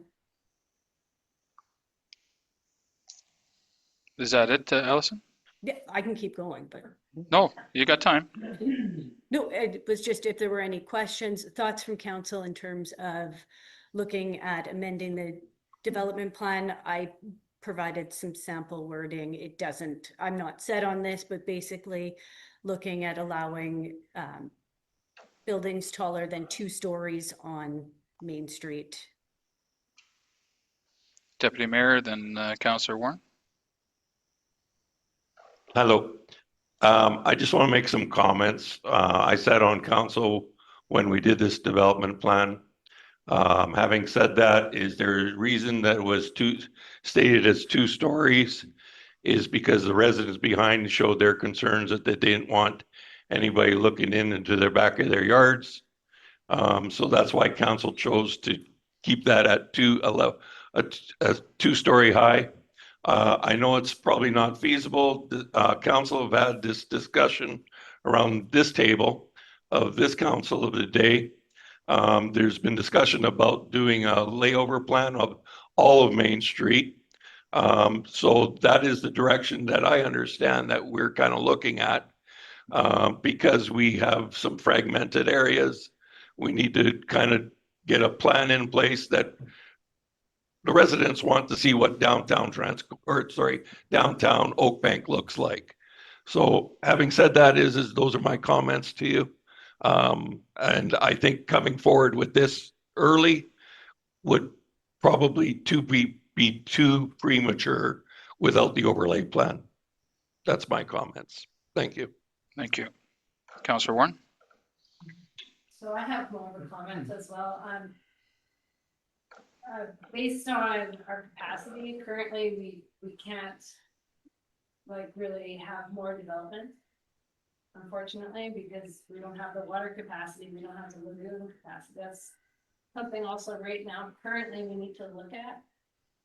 I mean, yeah, thank you very much for buying that property and demolishing homes that probably have rodents in it and whatnot. It kind of cleans up the area. So we'll really have to wait and see where our capacities are all at this time.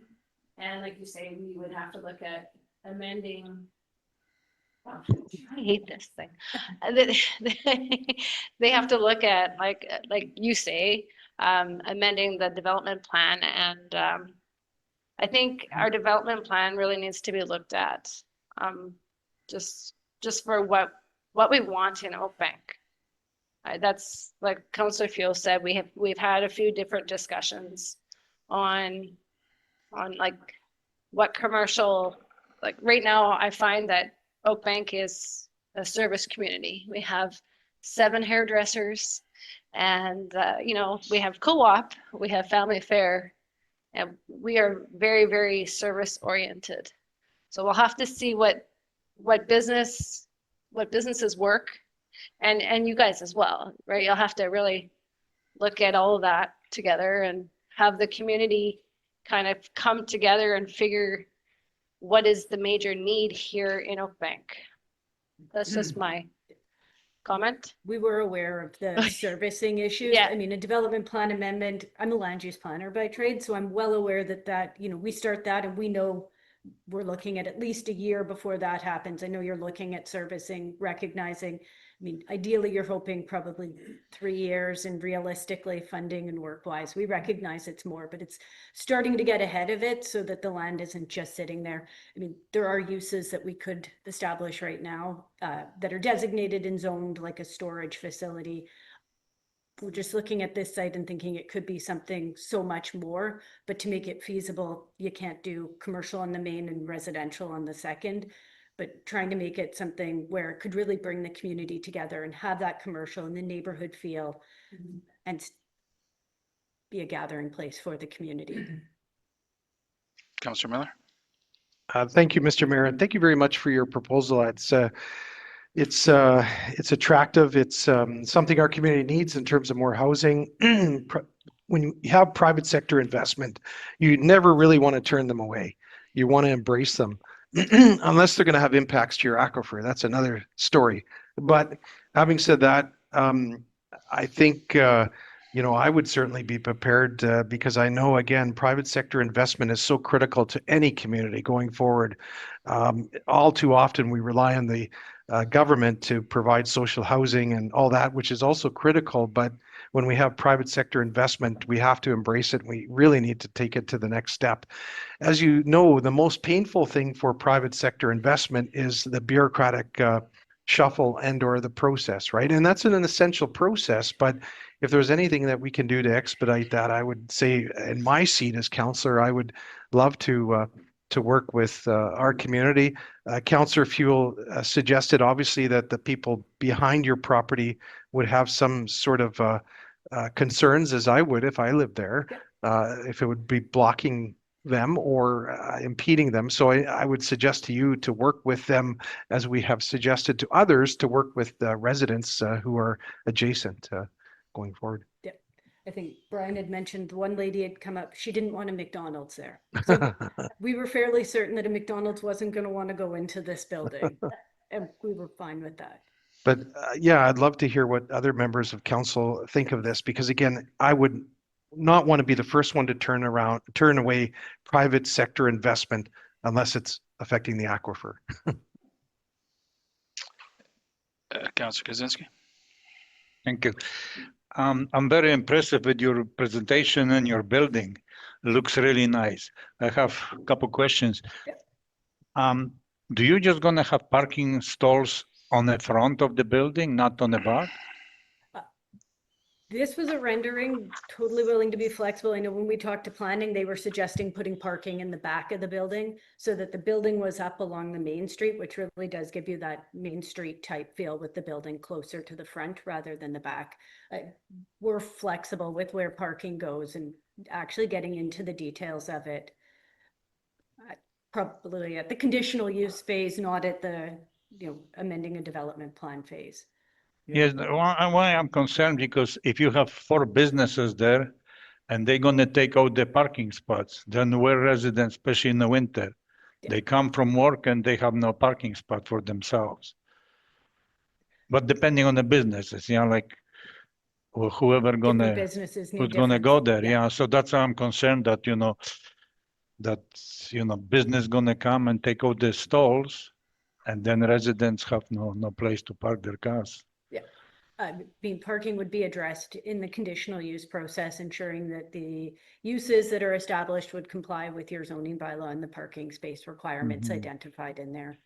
There is the potential for a little bit of on-street parking too along Main Street. Okay. Yeah, that's my comment, because it's very important that residents have the parking stalls for you need and looks really nice. So we appreciate that you're coming forward to us and proceeding from the beginning, instead coming and said, oh, I have everything done. I'm just have to do it now. So no, we'd like to hear up front so we can make the changes. It does get harder when you do development to make changes the farther you get into it and the more money you've invested. So this is where it's like hey, this is a blank slate. Well, obviously not blank, we've got something, but it's a start to say, where can we go from here to make something that works for everyone? Yeah, and commend you. That's a really good start. And thank you. You're doing the right thing for yourself and probably for community, to saving money and not progressing something, and then ouch, we make all these mistakes. Thank you very much. Thank you. I agree with Councillor Kaczynski with regards to everything that he says, as well as all the other council. Everything was great there. This is one of the last areas where it has the mature oak trees in Oak Bank there. I know you can't tell what trees are going to go and so on, but that'd be a definitive part of the development agreement there. So I think that's a great thing there, and setting it back away where there maybe that, if you're mitigating the fact that the people can see if it's back a ways where the parking is rear for the renters and so on. And as Councillor Miller had said there, we need the housing there. This is the high density housing, and this is what is required in the RM, because we've got high density in the Oaks, and then I don't know what the Brown building is, the apartment block across from it there. But again, that planning schematic coming from our planning department there. As Deputy Mayor had mentioned, that'll be quite useful for you as well, and as for us. But on the whole, I think it's very cohesive, contiguous to that area there, with the commercial part of it down there. It adds more to the community as well. I think it's kind of got that cohesive nature there, where it's good. So I thank you very much for starting the process, and it's not you need an answer by Friday kind of a thing there. You're starting early, and I appreciate that. Yeah, we're not looking for an answer by Friday. No. We just want it approved by Sunday, right? No. And I was just joking, but you knew that. Councillor Fiola, just in question to your planned overlay, are you suggesting that we should reach out to planning and work with them on a planned overlay, or waiting to start the process until the planned overlay has been? Well, I am suggesting talk to planning, because we have had those books. I'm suggesting that you do talk to planning, because I know we've had those discussions around council. So it's not in stone, but the discussions have been there. And I'm not against the development itself. I think it's great. It's just, we just have those differences, right?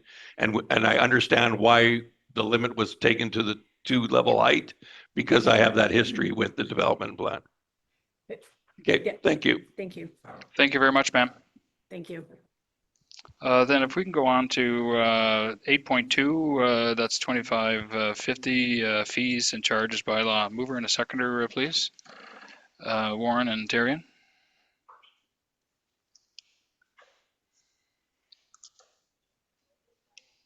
Yeah.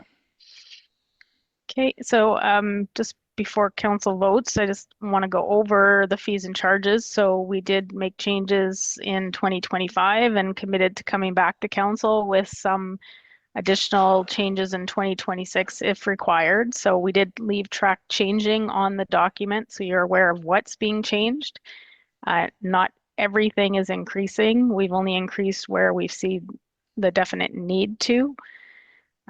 So if you kind of scroll through the department or the bylaw, the first change is on page 6.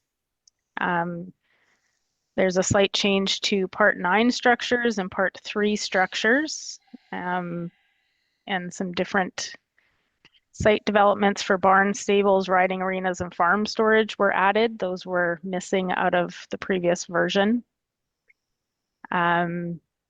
if you go to page 7, sewer and water permits, this is based on our purchase price. We're making sure it's recoverable through our permits. So those had to increase just based on our increased costs for purchasing water meters.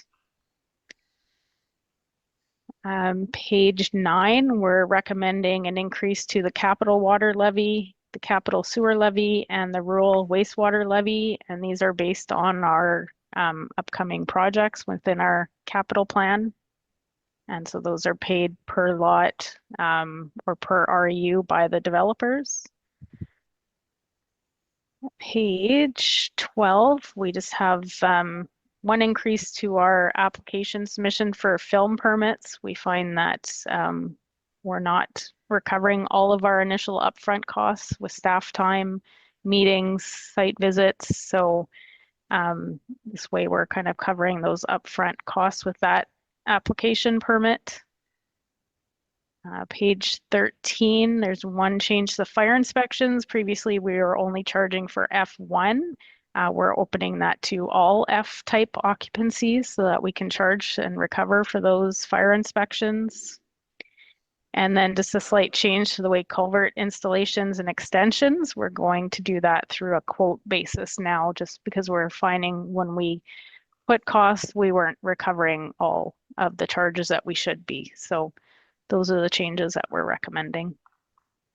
Thank you very much. Questions at all from Council? Councillor Miller? Thank you, Mayor. On page 9, we have the capital sewer levy and the rural wastewater levy. And I'm glad to see those increase, but are they sustainable? In other words, my hesitation to support wastewater debt and water debt is because I want to make sure that the developers are paying not only their fair share, but basically they're the ones who are going to be capitalizing or gaining profit from these situations. So are we charging them enough to recapture and cover our debt and our financing for these big projects going forward? I suspect we can always modify these, but yeah, should we, how is it consistent to other municipalities, and or do you feel that, you know, $6,250 is enough to what you foresee in the developments going forward? I mean, we have a number of them, right? So yeah, so it's kind of a balancing act right now, looking at capital regions around us and what they're charging so that we're not charging, you know, outside of what developers will pay. So we're comfortable with that number. We have increased it over the last 3 years consistently, so we continue to increase it by small bits so that we're not outpricing ourselves in the region. So I guess my question is it sustainable, and are we recapturing the cost that the taxpayer is putting into these projects? In other words, we should not be subsidizing developers, right? That's my big thrust, is we ought not to be developing these developers who are making, you know, tens of thousands, if not millions of dollars on the sale of residential lots. And sure, as I said, we want to encourage private sector investment, but we don't want to subsidize that private sector investment as well, right? you know, and like I said, it's a balancing act. We think this is a fair price for developers to pay, and we don't expect developers to be paying for new schools and new seniors' homes and everything else that requires the water and sewer upgrades. So we're comfortable with these amounts.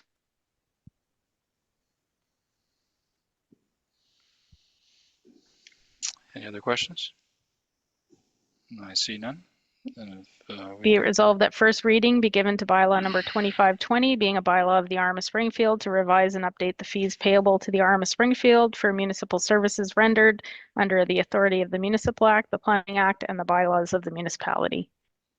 With the resolution be read, I'll pose the question. Those in support, show of hands. As unanimous and so carried. Then if we can go to the consent agenda, if we can do items 10.1 through to 10.11, I believe, as a consensus agenda. If I can get a mover and a seconder, Councillors Miller and Warren, are we in agreement to do it as a consent agenda? I see that's the case there. Any questions at all with regards to the consent agenda? None? We can do the reading. Whereas a consent agenda has been submitted consisting of 11 items, be it resolved that the said consent agenda be received as information. Show of hands of those who support, for support. That is unanimous, so carried.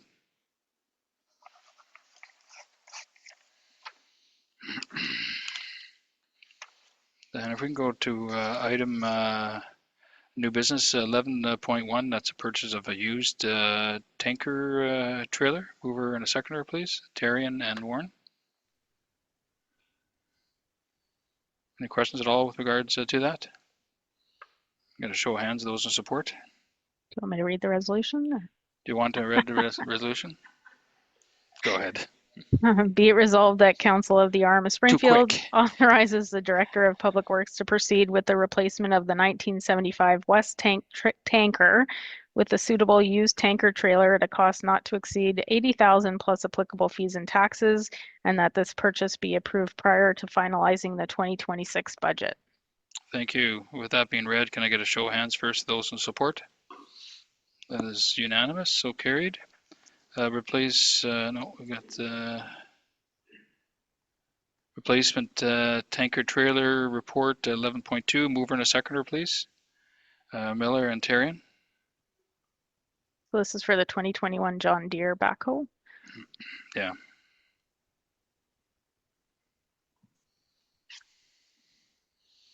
Be it resolved that Council of the RM of Springfield authorizes the Manager of Water and Waste to proceed with the 26-27 lease to own replacement of the 2011 Cat rubber tire backhoe with the 2021 John Deere unit through Brandt Tractor Limited at a cost not to exceed $219,350, including PST, payable in 24 equal monthly payments at 0% interest, and that this purchase be approved prior to finalizing the 2026 budget. Thank you. I know we're in dire need of this just because what we have there is just ready to collapse. If I can get a show of hands, I'll pose the question. Those in support of 11.2. That is unanimous and so carried. 11.3. Oh, that was 11.3. Where am I at, Colleen? Yeah, 11.3. 11.3, cloud permitting software. Can I get a mover in a second? 11.3. Warren and Fuel. And Christina Disher is here from the Planning Department. If Council has any questions, she's kind of the expert on this and has done the research on this report. So any questions can be directed to her. Any questions from Council? I see none. Can we get some explanation like how that gonna work? And that would be very helpful to residents and ourselves. Yeah.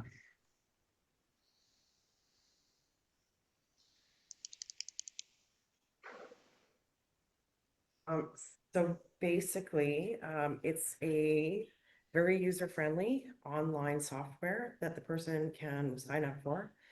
The majority of the RMs surrounding us, Taché, St. Anne's, Steinbach, Red River Planning, they're all using it. So I've been hearing a lot from contractors, other people in the area who are asking why we're not using it since everyone else is. It will take away a lot of the paperwork that we use for our permits. So currently what I'm showing you right now, this is the stack of paper that you have to fill out for one house. It'll just speed up the process. It'll make it that much more user-friendly for all of our ratepayers applying for permits. It will speed up time in the planning office. I do spend a lot of time chasing down architects, structural engineers for stuff that's missing. So basically with Cloudpermit, when you go online, you cannot submit your application unless all of the required documents have been added.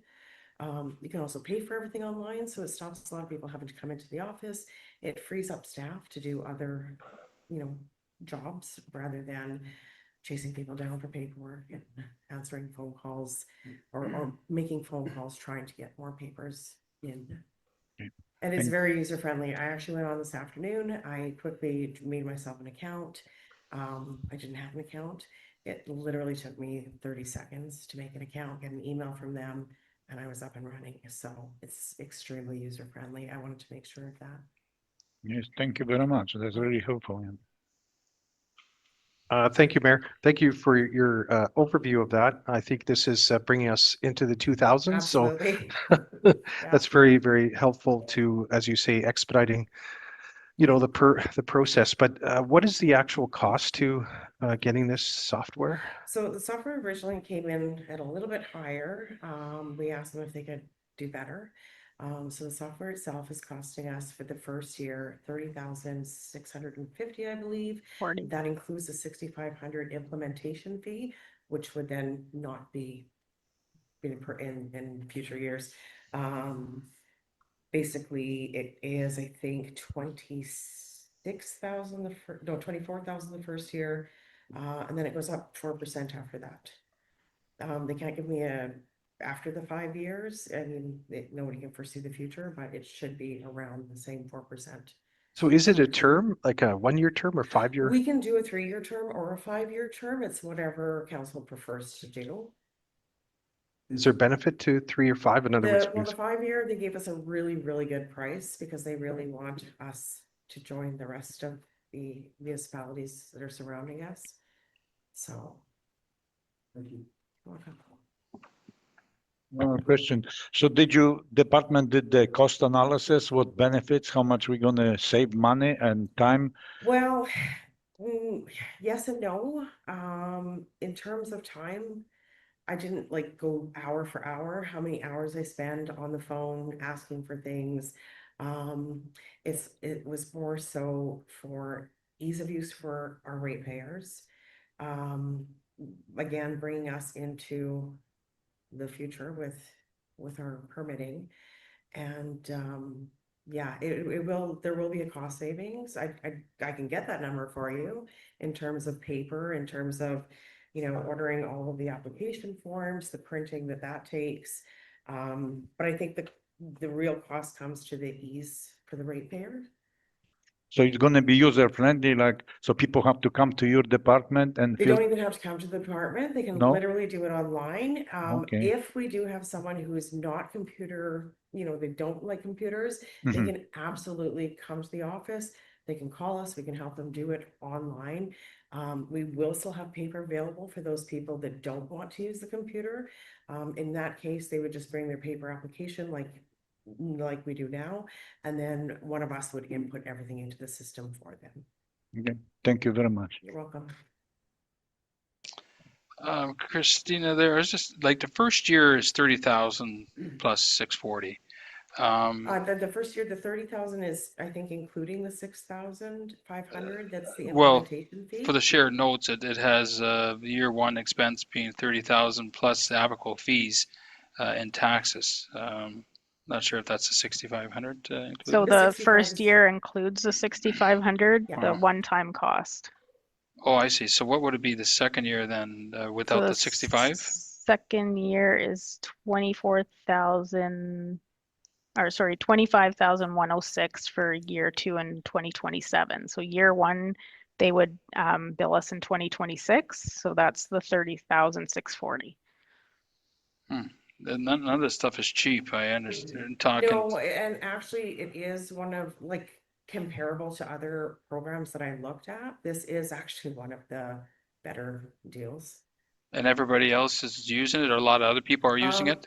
Well, I know there's a lot in the RM, but just in terms of around us, St. Anne's uses it, Taché uses it, Steinbach uses it, Hanover uses it, Red River Planning uses it. So they're all on it already. Okay. Yeah. Well, then that would make it, better for our citizens or people who want to come in here. Don't think it would make or break them going to Taché or some of that. I like Taché, but I love RM of Springfield. But I think it's a good thing. Any other questions from council at all? I see none. Be it resolved that Council of the RM of Springfield approves the implementation of a 5-year contract with Cloudpermit Permitting Software with the 2026 year one expense being $30,640 plus applicable fees and taxes. With that, pose the question first. Those in support? That is unanimous. So carried. Thank you, Christina. Sorry you had to wait so long.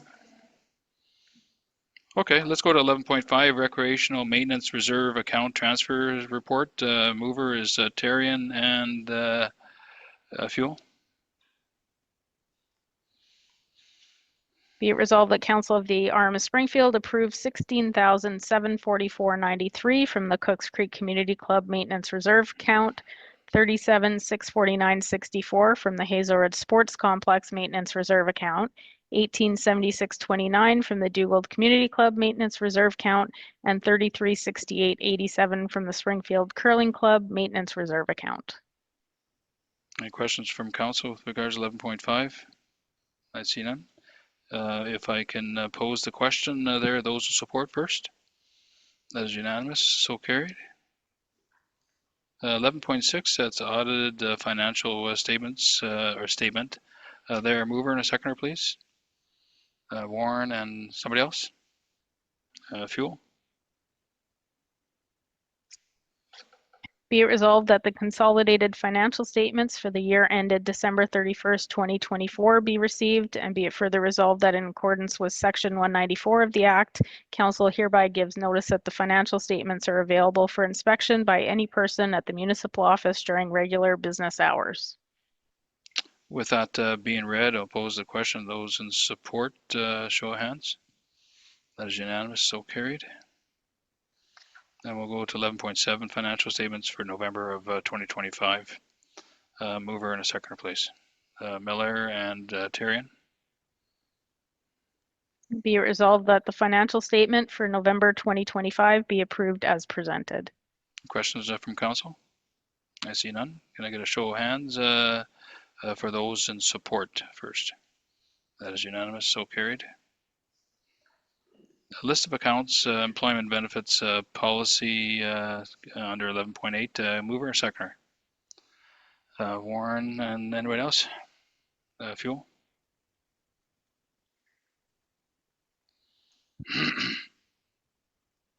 Any questions from council? Councillor Miller? Thank you, Mayor. Under the list of accounts 11.7, I have 163435, and that's for P&H, and it's for $3,800 or $38,051. Just details what that is. So that's the 2025 tax incentive reimbursement. So question, tax incentive reimbursement. So they had received that because I think prior this council removed it, right? But they had qualified They had for it. already entered into that, so they have one more payment in 2026, and then that agreement is fulfilled. Okay, thank you. 163453, it's AMM for 17,800 and change. So that's, I think that's starred, is it? Who? There's a star beside it, right? Oh, So that would be a voided payment, so it was a duplicate entry, so. thank you. And three others, they're EFTs, 594 for Starrins Limited for 16,800. That's for road grading works. EFT 565 for Aquajet for 3,500. That was for hydro excavation on Pine Drive, Wheatland Drive, and the Dugald Pond. Okay, and EFT 566 back 40 for mechanical for almost 9,600. That's for the Cooks Creek Community Club water treatment system. Okay, and final one is 163434 to a Corey parent for 9,403.32. Which one was that, Councillor Miller? EFT? No, that one's not an EFT. It's a one. I forget. So the that number. was to do with the tax overpayment refund. Tax overpayment. Okay, thank you. Any other questions at all? Councillor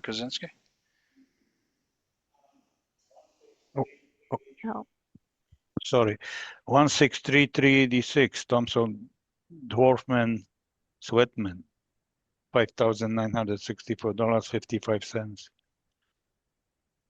Those would be legal expenses. I know. I can provide council a breakdown. Okay, I appreciate that. Yeah. And then which company is Kerwall Industries? Which, sorry? Kerwall. Kerwall? Yeah. They're a contractor. So they do a lot of work for public works, roads, gradings. Okay.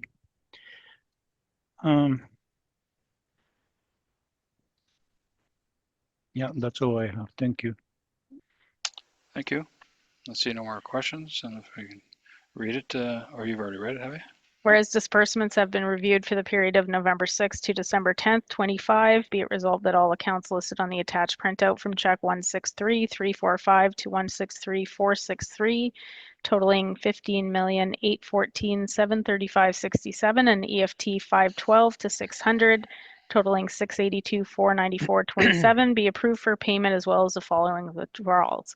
Western Financial 126030, Amelia 47011, Petropass 13605, RBC Visa 171922, John Deere 26,146.86, Manitoba Hydro 28,631.76, Bell Canada 935.80, Bell Mobility 1753.28, Volvo 20,898.98, and Bell MTS 5767.77. And be it further resolved that November payroll in the amount of $391,702.92 be approved. With that being read, can I get a show of hands for those in support first? That is unanimous and so carried. We can go to 11.8, list of accounts, employee benefits policy there, mover and seconder. Therrien and Kaczynski. Be it resolved that council, sorry. Councillor Miller. Just a quick question. As you know, we've had representation from the human resource manager explaining this to us, so I won't go into line by line, but what has been the feedback to employees in general? You would know. Are they receptive to this? I mean, this is an administrative task, but will you feel pushback by your employees or our employees for some of these? For instance, you can't carry over overtime and it must be used by December 31st. Maybe not an issue for us, but it might be for an employee. I don't know. So how do you gauge this? I don't want to have the staff all down our neck and saying you guys passed something that we're totally against. I don't think we're going to get a lot of pushback. This would be putting us not completely in line with the union agreement, but closer to. So those are the rules that the union already follows. So non-union have been seeing a bit of a benefit, but it's not a benefit to the RM with us carrying that liability. So we could have cut it off that December 31st, everything, but we've kind of, put March 31st instead of June. So it gives them a little bit of time to use up any winter holidays that they might have planned. So, yeah. You'll obviously get the feedback too, because you're their, human resource will, but I trust that they've done their homework on this. Yeah, I think the most feedback we've maybe gotten from one person so far has been about the 100% cost for LTD or long-term disability, but when you do need it, it will be a benefit. So.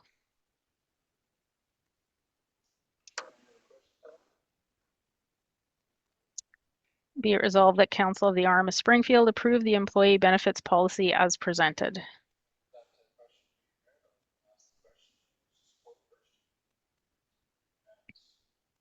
I just have, one item in regards to the employee benefits policy. In order for us to make that change to the long-term disability, MEB requires a separate resolution approving that change. Correct. Yeah.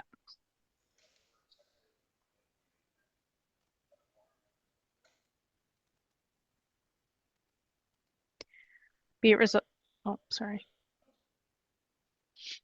Be it resolved that Council of the RM of Springfield approves the following change regarding participation to Municipal Employees Disability Income Plan effective December 13th, 2025, that all non-union employees will be responsible for 100% of the contributions, currently 1.6% of the employee's pensionable earnings.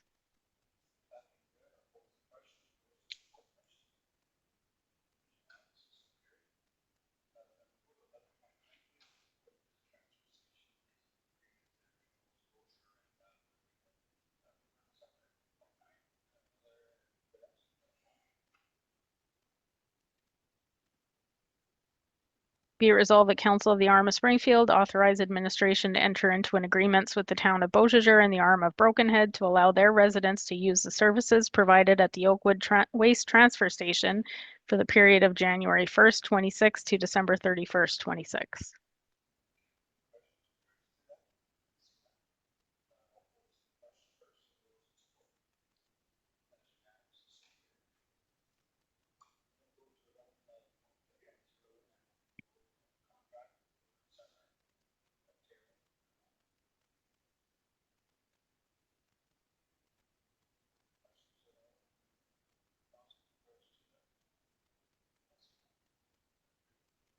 Be it resolved that Council of the RM of Springfield enter into a 3-year contract with Rural Animal Management Services for the provision of animal control services. Be it further resolved that Council of the RM of Springfield enter into a 12-month trap, neuter, release pilot program with Rural Animal Management Services in order to address community concerns regarding feral and stray cats and to align with public expectations and long-term sustainability. And be it further resolved that the mayor and CAO be authorized to sign the agreement on behalf of the municipality.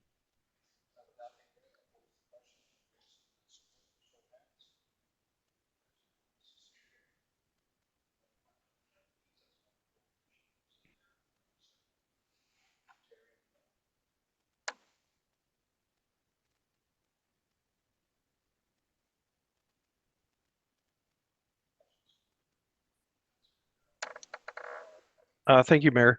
I was approached by the principal of Hazel Ridge School that they have a new refurbished playground that they need funds for, upwards of $6,000. I think you each got a note on that, but one that I didn't see added here, which either could be my fault or whatever, but the Cooks Creek Community Center is requesting $1,000 for a new set of what would be called vacuum type equipment for their floor and for their facility. And I'm not sure why it was overlooked, but So I think under shared notes, we have Cooks Creek Community Club also has a request for $1,000 for new cleaning equipment for their hall. Oh, excellent. It is there. Thank you.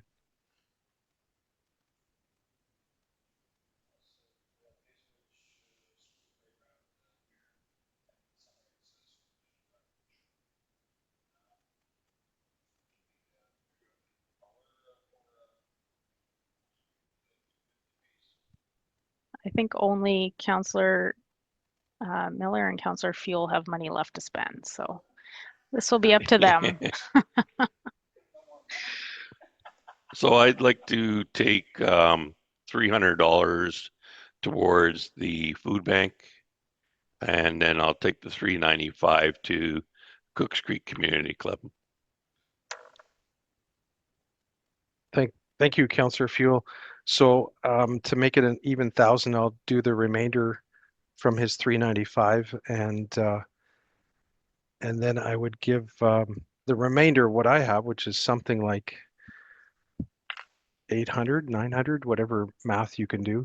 I gotta use my phone. Yeah. Sorry. To the Hazel Ridge school project.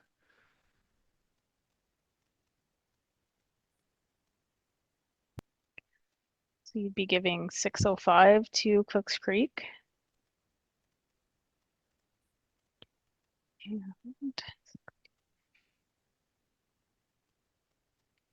so leaving $1,000 and $1,090 to the Hazel Ridge School project. Yes, that would be fair. Okay.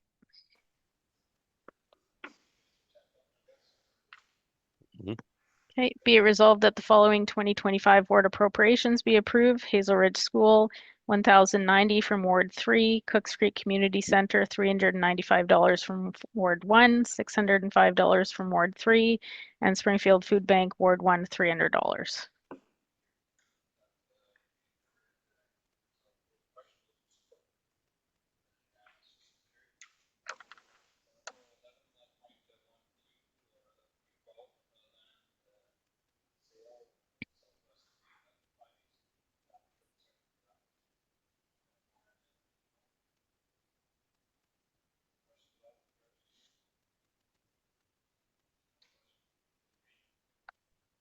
Be it resolved that Council of the RM of Springfield deems Roll 143350 to be surplus land and authorizes the administration to sign an offer to purchase with Karen Eastwood.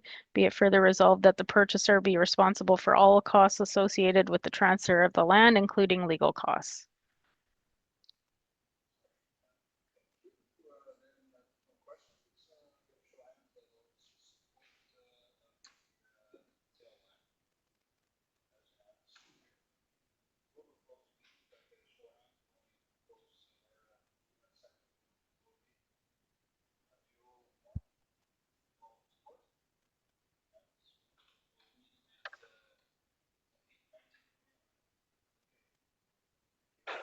Recording stopped.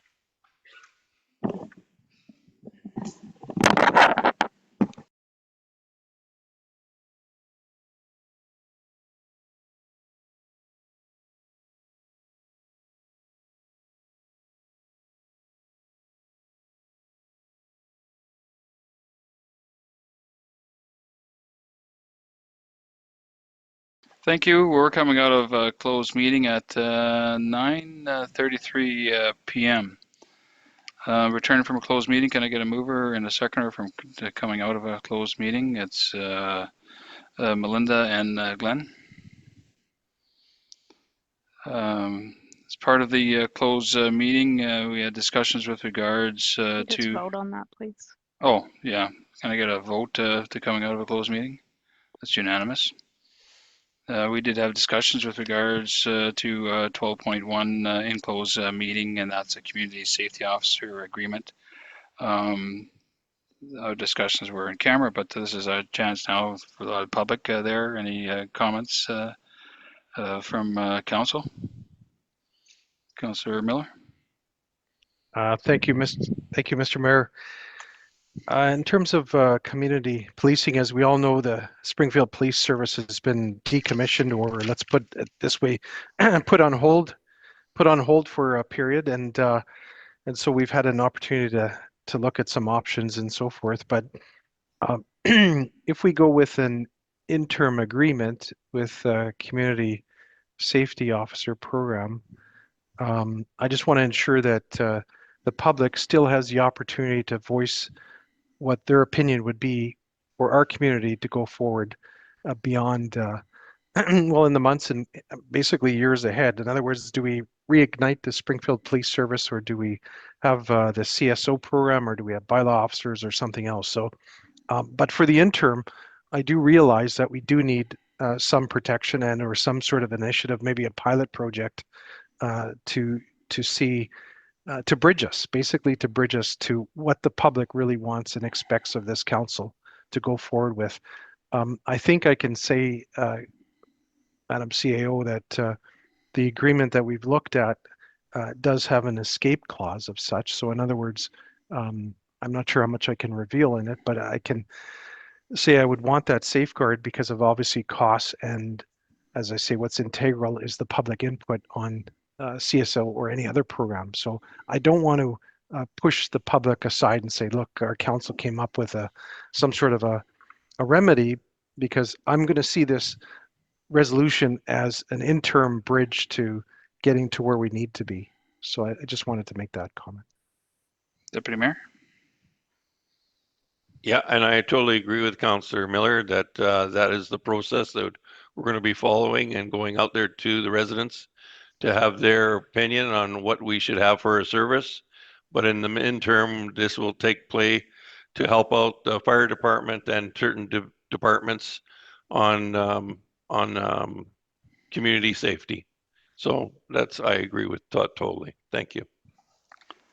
Thank you. And as Councillors Miller and Fuel had mentioned, safety is the big thing here. It's always a huge thing. It's a safety for our citizens, safety for our employees.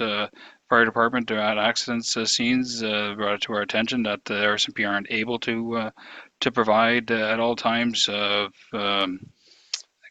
continuity of a scene, and that's very crucial at scene containment there for the safety of the firemen and firewomen there. So that's an extreme issue there, and there are employees, and we have to provide a safe working environment for them. SPS has been out basically of the picture for doing bylaw enforcement since they did the secondment agreement. And they fell under the RCMP, and RCMP do not do bylaws there. So it's an enforcement issue where the CSO interim agreement will allow them to do things under our direction and what we want to see. I want to see doing crime prevention issues with our elderly citizens there, providing safety issues there that can be addressed and not just waiting there. And the RCP just have no time to do that. So we'll be able to talk further with our community consultations in the future. Any other questions at all? Councillor Kaczynski? Thank you. I'm going to say that we need something in our municipality. I prefer that we have bylaw officer, and we need help with our bylaw officer. Going to help with our departments, whatever issues are arise. And the process was flawed the way we went through it, and I disagree with that. So that's my opinion. Thank you. But we still have to protect our community. Thank you.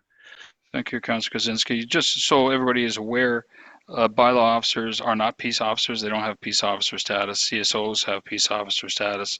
So when they're going up there, they have the same safety issues that if somebody were to assault him or her, that safety officer is a police officer. So they have the they'll be charged accordingly assaulting on a peace officer. I don't think that's the issue. I hope it's not. So that's all I have to say. If there's a resolution, then we'll read the resolution. Can I get a mover and a seconder for that, please? Councillors Fuel and Warren. We should have the cost analysis. How much it's going to cost us, because we cannot put the individual there on the road when he have to have vehicle, he have to have all the equipment done, and radios, whatever. So we have to know those costs, how much it's going to cost municipality to move forward. Thank you. Okay, we will get that for sure. And I thought you had brought it up in camera there as a component of that. But this is just a resolution for the community safety officer. We got a mover and a seconder. If we can read that, then we can do a vote. Be it resolved that Council of the RM of Springfield authorize the signing of an operating agreement for a community safety officer program with the government of Manitoba. With that being read, I'll pose the question first to those in support. Councillors Warren, Fuel, and Therrien. Those opposed? Councillors Kaczynski? Councillor Miller, I haven't heard your vote. You're abstaining? Can I ask why you're abstaining? Absolutely, Mr. Mayor. It's, I believe it's integral to have an interim agreement, but I echo what I think Councillor Kaczynski says is that the cost analysis, but as you know, it's going to pass 3-1-1 anyway, but I think it's important, but we need to consult with the public as well. So the cost and the public engagement is a key component to it. So it's not that I'm opposed to it. As such, I believe it's probably a good thing, but I just have to have those elements to really reinforce my support to the project. And so you're aware that's a no vote, and you said that already, but Councillor Warren? I just want to make a comment. Just that, the police service still has some budget for 2025. After we do the public consultation and figure out what exactly we want, we have the 2026 budget coming up in March. So once we start hearing from the public, And once we get all the figures, then we'll know exactly those figures for a CSO program, for a bylaw, whatever we need. So there is still money, not that you want to spend it all, and you never want to do that, but there is still some money left in the 2025 budget for the police service.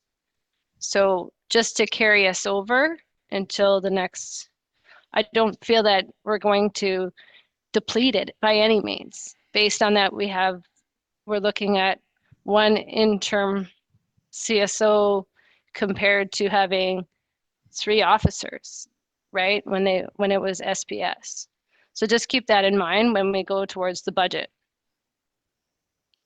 Okay, thank you. So we've got the vote and it was so passed there. Then we'll go to item 15. That's adjournment. If I can get a mover and a seconder for adjournment. Warren and Therrien, or Warren and Fuel. Those, can I get a show of hands? Those in the agreement? That's unanimous, and we'll conclude the meeting at 9:43 p.m. Thank you. Recording stopped.